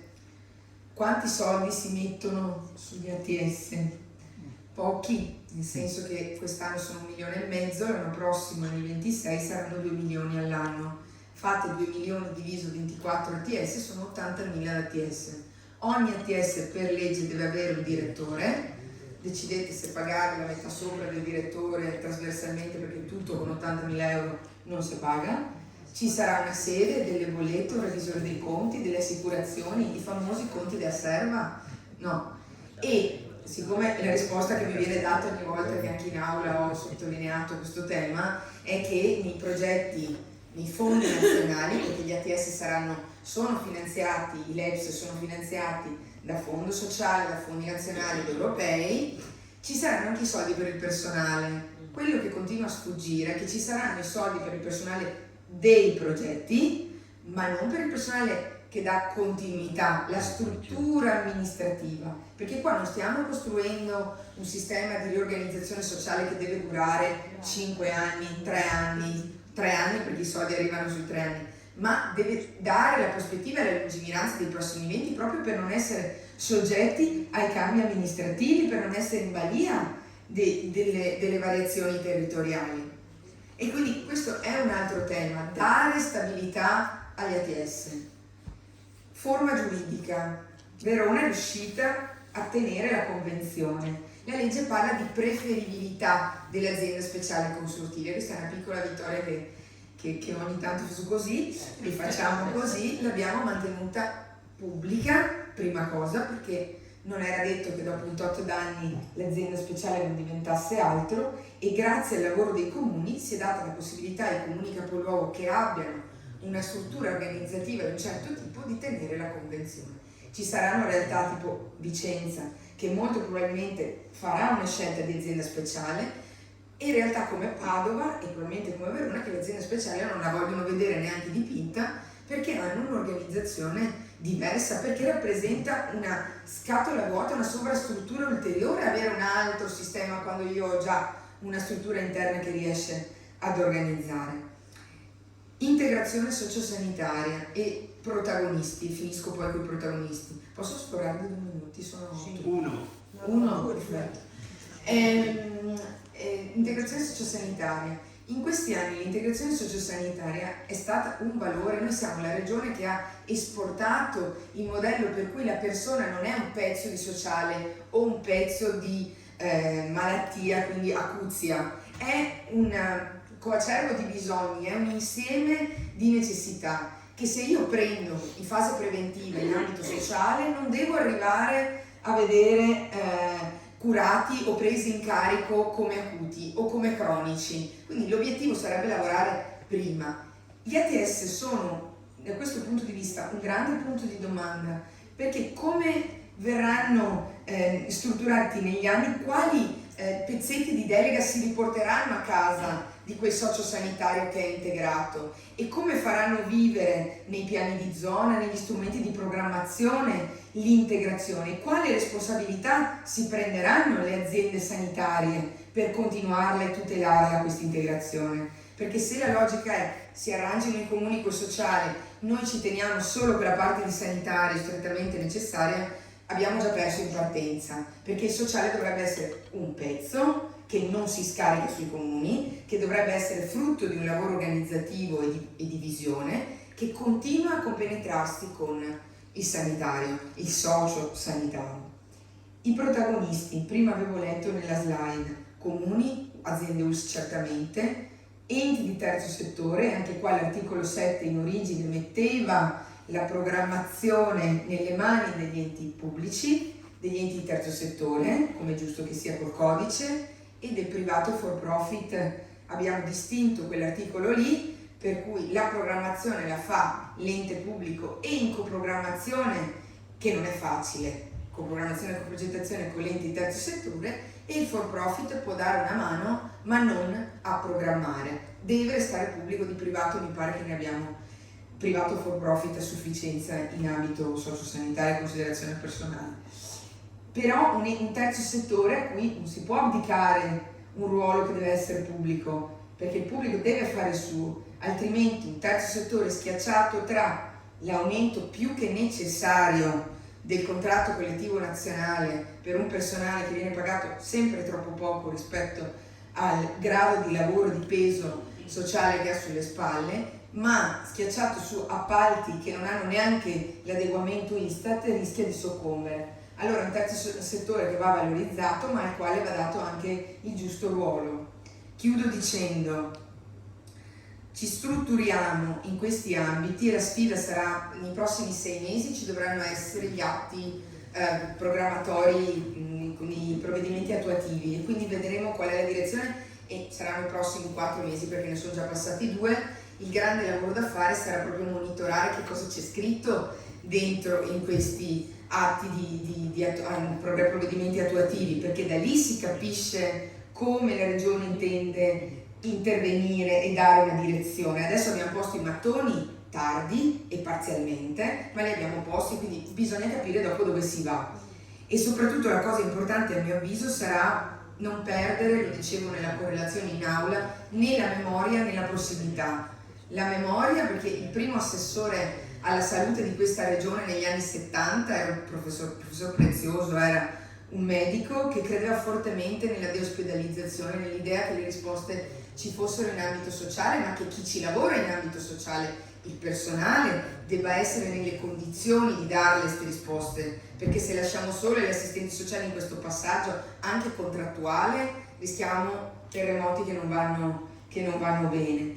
E non perdere non solo la memoria di chi ci ha consegnato un patrimonio di competenze e saperi, ma neanche la prossimità, perché la giusta distanza quando parliamo di sociale è una distanza di prossimità e rischia, secondo me, con dimensioni così ampie e con mattoni così parziali, di perdersi. Quindi l'importante è che non ci si arrenda a uno stato di cose che va in una direzione, ma si accolga questa sfida chiedendo anche alle istituzioni di assumersi una responsabilità, a partire dalla Regione, perché la responsabilità di accompagnare gli ATS, di accompagnare le amministrazioni locali, il personale e il terzo settore, la Regione se la deve, a mio avviso, prendere con anche una certa dose di gioia, visto che il sociale dovrebbe essere la sostanza della solidarietà e il fondamento delle nostre comunità. Grazie.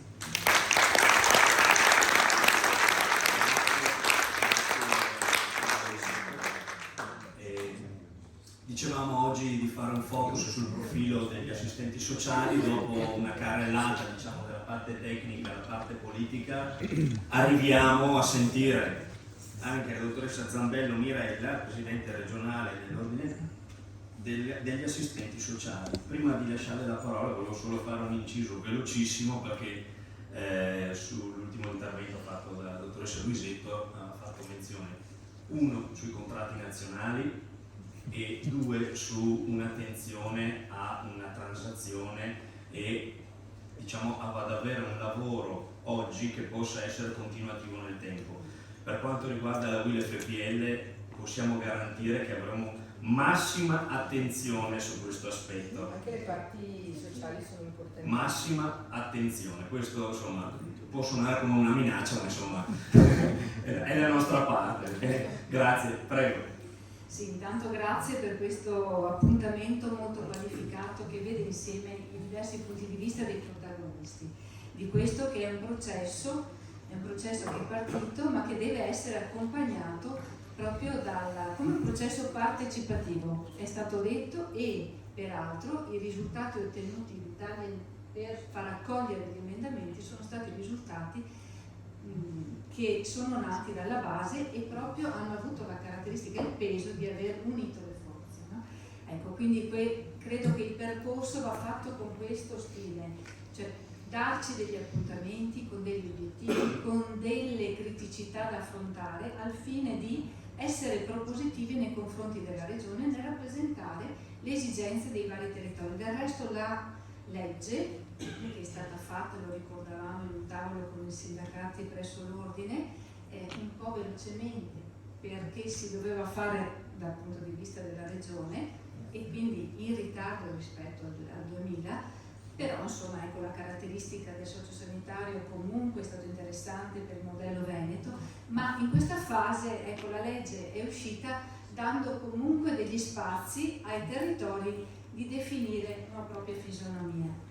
Ecco, sono spazi davvero larghi, quindi su questo possiamo, e ritengo sia doveroso da parte dei protagonisti, poter unirsi, fare questi tavoli di confronto, evidenziare le criticità e le caratteristiche, anche le peculiarità, le risorse, non solo le criticità, veniva anche ben detto dalla collega che ha fatto un'ottima presentazione. Questo deve essere lo stile, individuare le problematiche, le caratteristiche dei territori, la dimensione effettivamente è un problema su cui bisogna lavorare insieme facendo delle proposte che siano sostenibili nel lavoro, negli obiettivi, nell'impatto sociale, no? Come si diceva, per fare da interlocutori qualificati con la Regione.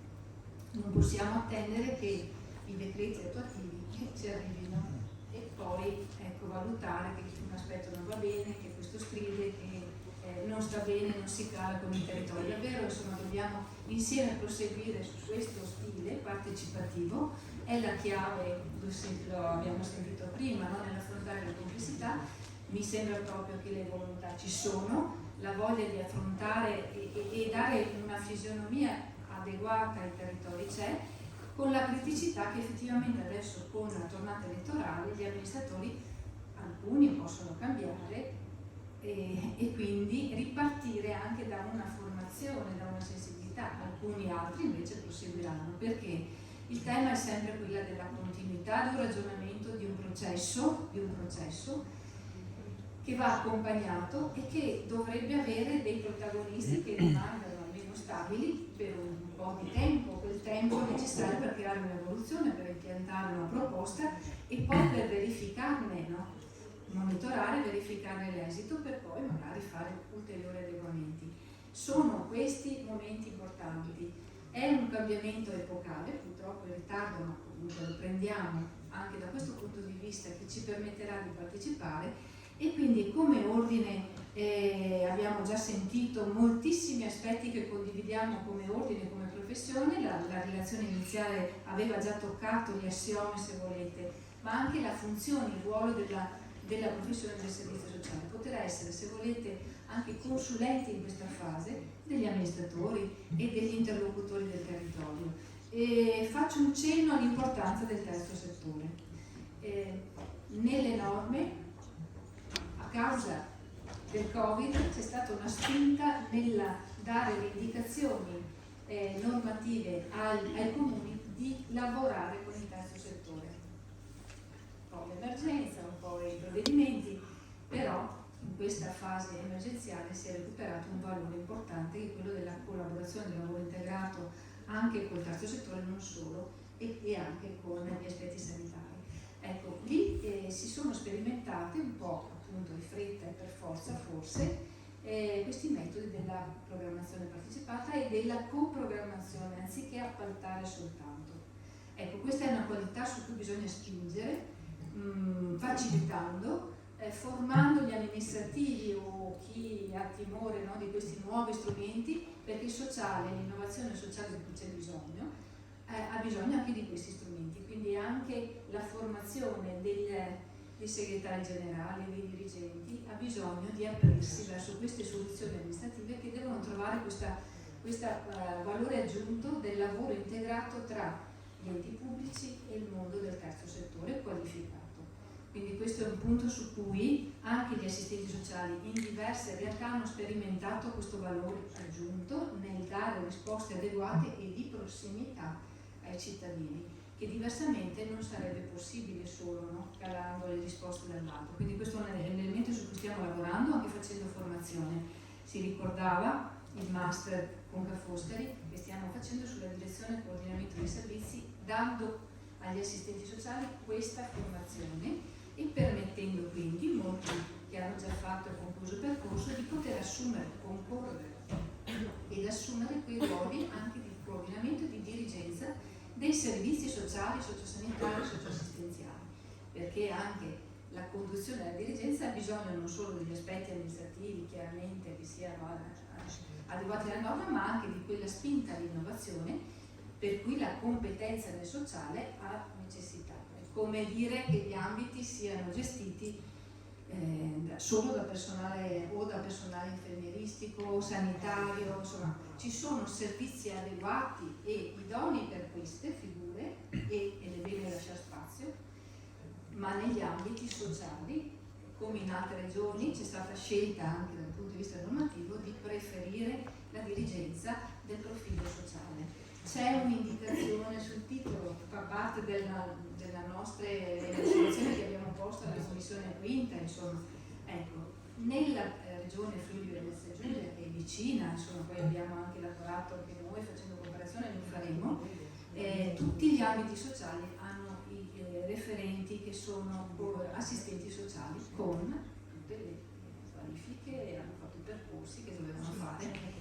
E questo è un segnale importante. Per questa riforma dobbiamo lavorare insieme e per questo come ordine abbiamo avviato un percorso con le organizzazioni sindacali per fare un manifesto congiunto, individuare alcune priorità che poi diffonderemo. Ecco, la parte politica, gli amministratori adesso superata, no? La fase anche del ballottaggio, perché bisogna far squadra, bisogna allearsi affinché i servizi nel territorio diventino infrastrutture vere. Ecco perché si tenta di evitare soltanto il lavoro per progetti, sì, la progettazione è importante, ma bisogna anche infrastrutturare i servizi, quindi con la dimensione, con quella collaborazione con il mondo del terzo settore, del volontariato, che davvero arriva alle persone che sono sole, sono tantissime, la statistica ormai ce lo dice, le caratteristiche della popolazione, e moltissime non riescono ad accedere ai servizi perché non sanno.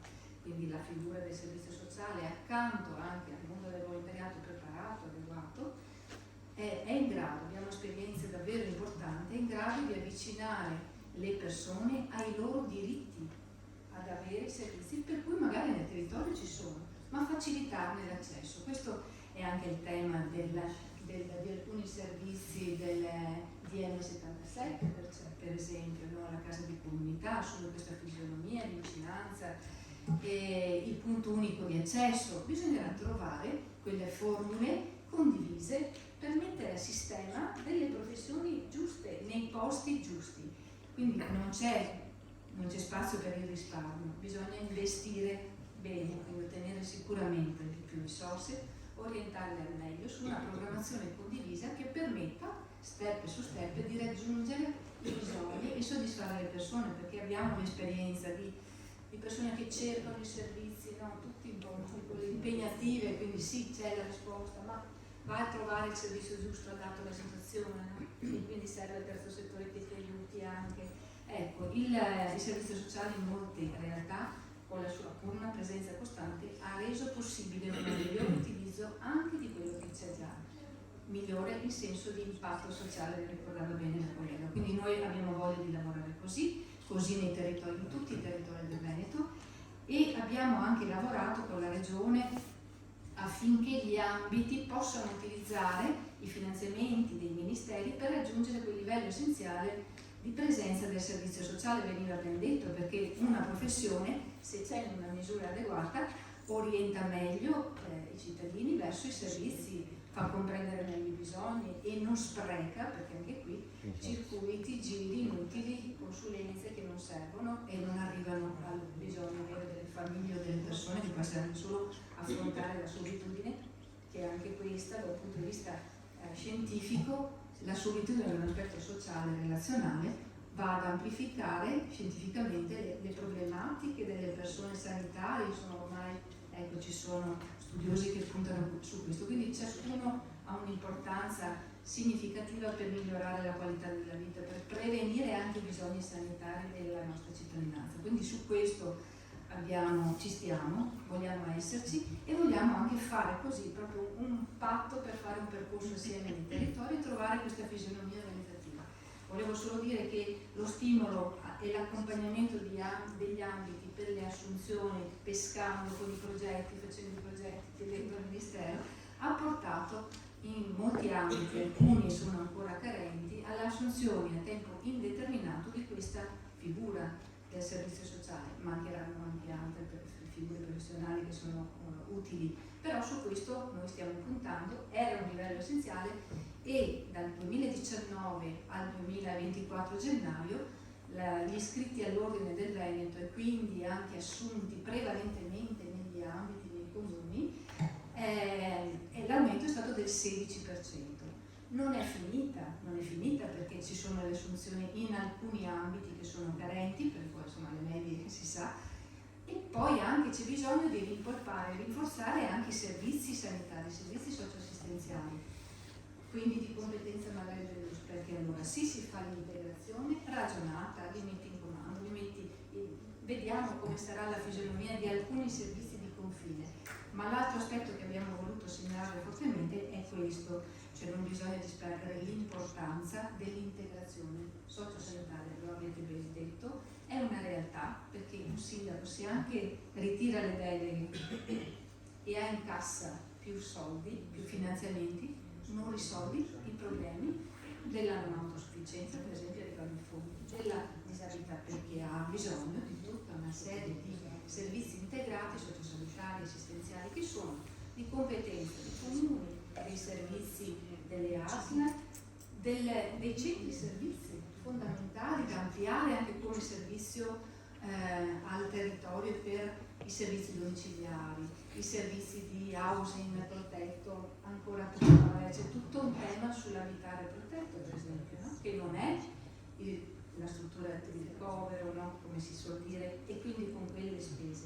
Però affinare bene un servizio territoriale, mettendo a sistema la potenzialità dei centri servizi, anche questo in alcune realtà virtuose si sta realizzando. Allora noi dobbiamo esserci per dare evidenza di buone prassi, perché non bisogna buttare via o rovinare dove c'è un sistema di coordinamento, per esempio, che funziona bene, e cercare insieme di allearci su alcuni altri obiettivi, perché altrimenti quello che è stato evidenziato sono problemi, abbiamo un po' di tempo, ma bisogna lavorare insieme proprio con un patto verso servizi migliori per i nostri cittadini. Il cambiamento c'è, l'innovazione c'è, se lavoriamo insieme io credo che anche il Veneto potrà essere una buona regione che risponde adeguatamente a questa evoluzione e a questa innovazione. Grazie. Grazie a tutti per gli interventi e per aver condiviso con noi, insomma, questo pomeriggio, aver messo sul tavolo alcuni temi da dover sicuramente sviluppare insieme, e per trarre le conclusioni del pomeriggio chiedo a Rita Longobardi, il nostro segretario nazionale Will FPL, di venire qui sul palchetto e sono troppo alto, se no.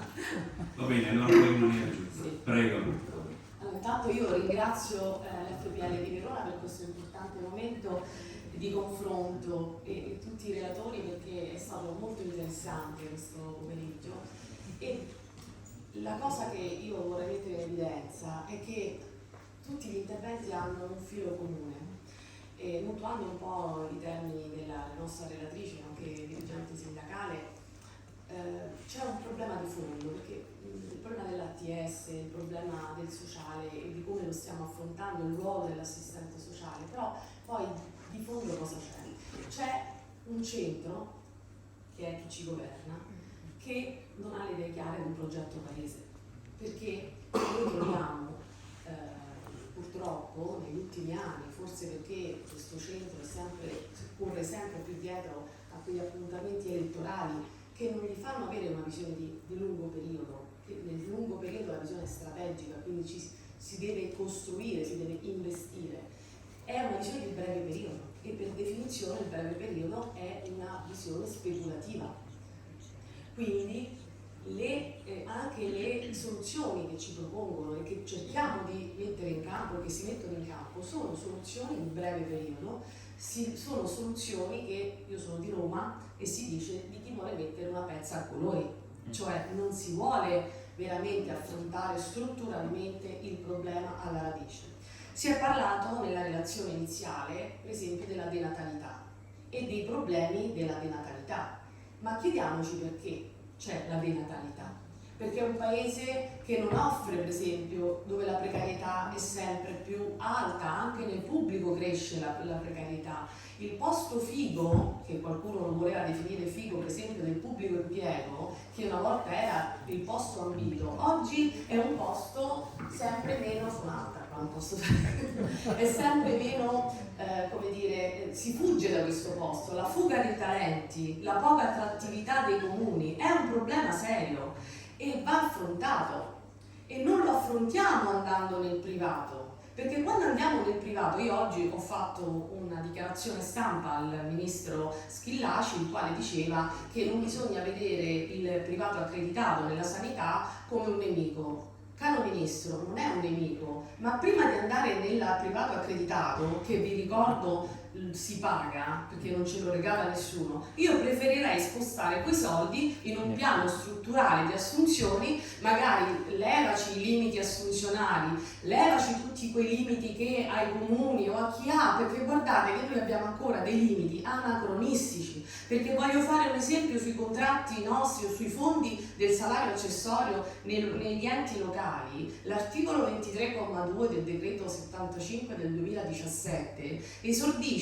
con una dicitura che è nelle more del contratto. Dal 2017 a oggi ci sono state 2 contrattazioni, le more penso che le abbiamo esaurite. È anacronistico, ormai c'è il concetto di sostenibilità finanziaria che va a sostituirsi quindi noi non il paradosso qual è? Che abbiamo magari comuni, enti che hanno la possibilità di incrementare il fondo, di rendere più attrattivo l'ente, e noi nei contratti lo abbiamo messo, perché abbiamo messo la possibilità di incrementare il fondo, per esempio del salario accessorio, semplicemente per politiche retributive del personale, cioè per rendere più attraente un ente, in modo che non ci sia la fuga dei talenti e di quelle professionalità che nel tempo si sono create e definite.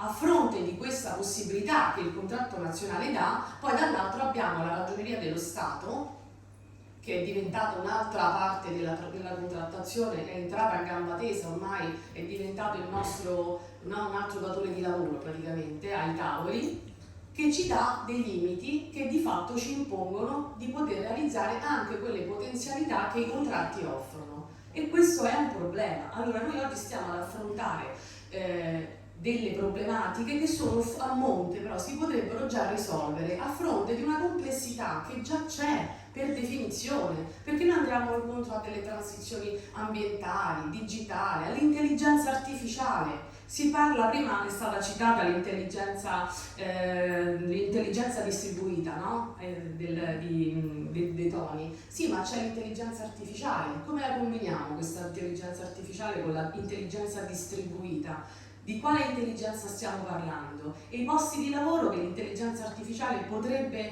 andare a ridurre, come li trasformiamo? Siamo in grado di trasformarli? Quella sarà un'altra preoccupazione, un altro impatto che l'assistente sociale, che non è valorizzato, perché poi diventa il centro dei problemi, del risolutore dei problemi del mondo, poi però quando andiamo a discutere dei contratti non gli diamo una lira, un euro, non gli diamo la possibilità di essere valorizzato, non gli diamo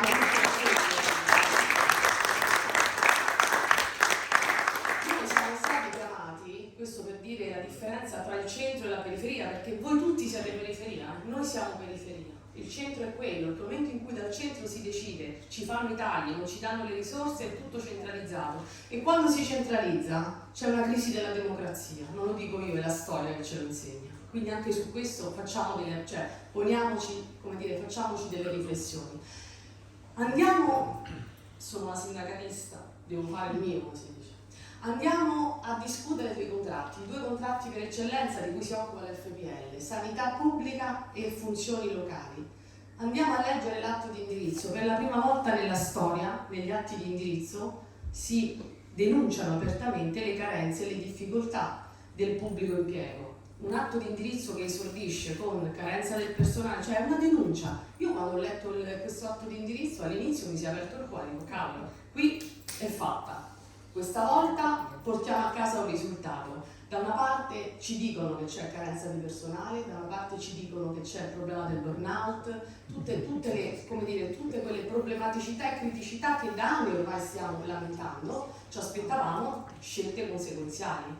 Quindi dateci risorse adeguate per poter, in qualche modo anche ristorare e per adeguare. Guardate che nei contratti, tra l'altro, noi non chiediamo la luna, perché i contratti si rinnovano su 2 valori fondamentali per chi ha proprio studi rudimentali di economia. Il tasso di inflazione atteso, che purtroppo è conosciuto perché noi firmiamo anche contratti scaduti, il datore di lavoro pubblico, che dovrebbe essere un datore di lavoro esemplare, ci fa firmare contratti, ci chiama al tavolo, dopo 3-4, noi abbiamo due blocchi di 10 anni, ci troviamo al tavolo dopo 3-4 anni, con un tasso di inflazione che non è più atteso, perché ormai lo conosciamo bene, quindi noto.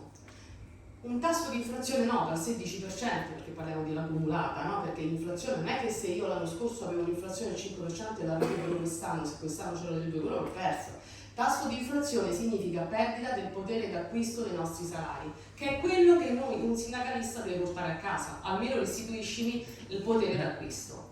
Produttività del lavoro è un altro elemento che entra nella contrattazione, cioè nel motivo dell'aumento salariale. Se prima eravamo in 10 a fare quel lavoro, se prima c'erano 10 assistenti sociali su un territorio a lavorare e adesso ce ne sono 5 perché chi è andato in pensione, chi ha trovato un'alternativa a un salario alla fame e quindi sta cercando di arrotondare magari in un mercato, secondo una legge di mercato, ci si sposta dove il mercato è più conveniente, magari si va verso il privato o si va verso un ente che ti paga di più perché c'ha un salario accessorio migliore, penso a un comune rispetto alla regione o a una realtà insomma comunque migliore, sempre nel locale, parlo. Quindi se prima erano in 10, adesso in 5, vuol dire rendendo lo stesso, si dice a parità di output, se l'input, cioè se le risorse, che a me piace chiamare capitale umano, non risorse umane, perché nel capitale io investo, con le risorse la logica è speculativa, mi piace il termine capitale, se io avevo un capitale umano, quindi che è diminuito rispetto a quello di prima, a parità di output vuol dire che quelle 5 persone mi rendono le 10 di prima, quindi la produttività del lavoro è aumentata. Quindi io vado al tavolo con l'ARAN, non chiedo la luna, chiedo quello che è giusto. E cosa ci danno? Ci danno un misero 5,78% che poi diventa il 5 e va bene, quindi non ci danno neanche la metà della perdita del potere d'acquisto. Allora mi chiedo, è lodevole quello che fate, voi siete degli eroi, però noi dobbiamo anche cercare di far capire che i problemi non si possono scaricare sempre sul personale, sull'assistente sociale, sul sindaco o sul terzo settore. Poi parliamo anche del terzo settore, perché poi io mi aspetto che se vado sul terzo settore noi siamo per il contratto unico, perché a parità di mansione, ce lo dice la nostra Costituzione, si deve avere lo stesso salario. Non è possibile che abbiamo una giungla di contratti per cui noi abbiamo il dumping contrattuale, per cui c'è uno sfruttamento del lavoro. Allora io mi aspetto anche qui che se io mi devo rivolgere al terzo settore, io verifico che il terzo settore rispetta i contratti, che sono contratti rappresentativi, che non sfrutta il lavoratore, perché altrimenti anche lì è un datore di lavoro pubblico che francamente non è più attendibile.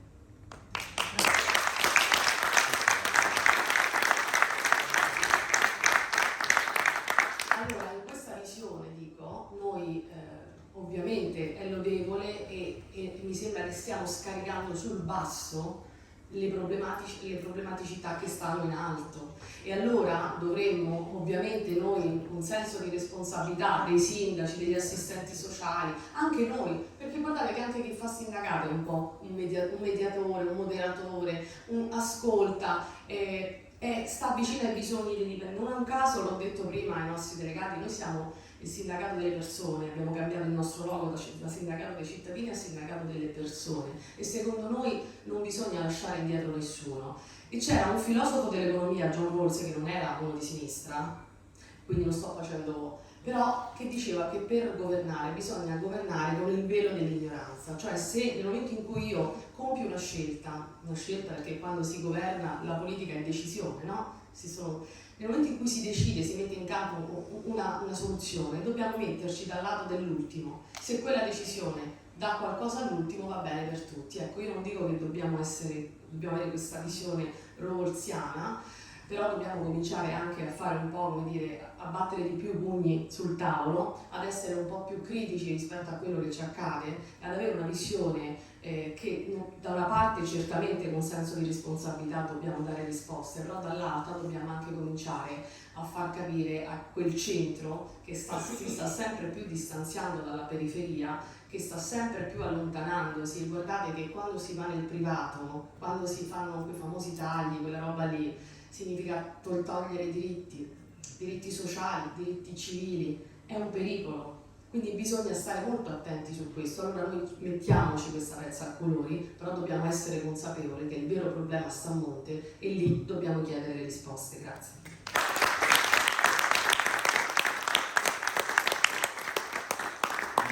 Grazie Rita. Grazie a tutti per essere venuti a questo importante convegno e vi ringrazio della vostra presenza. Siamo stati anche abbastanza nei tempi e spero, cioè la speranza è quella di proseguire un percorso insieme che non finisca qui, quindi siamo tutti pronti. Come? E la Will è presentissima, chiaramente, mi suggeriscono. Grazie a tutti di nuovo.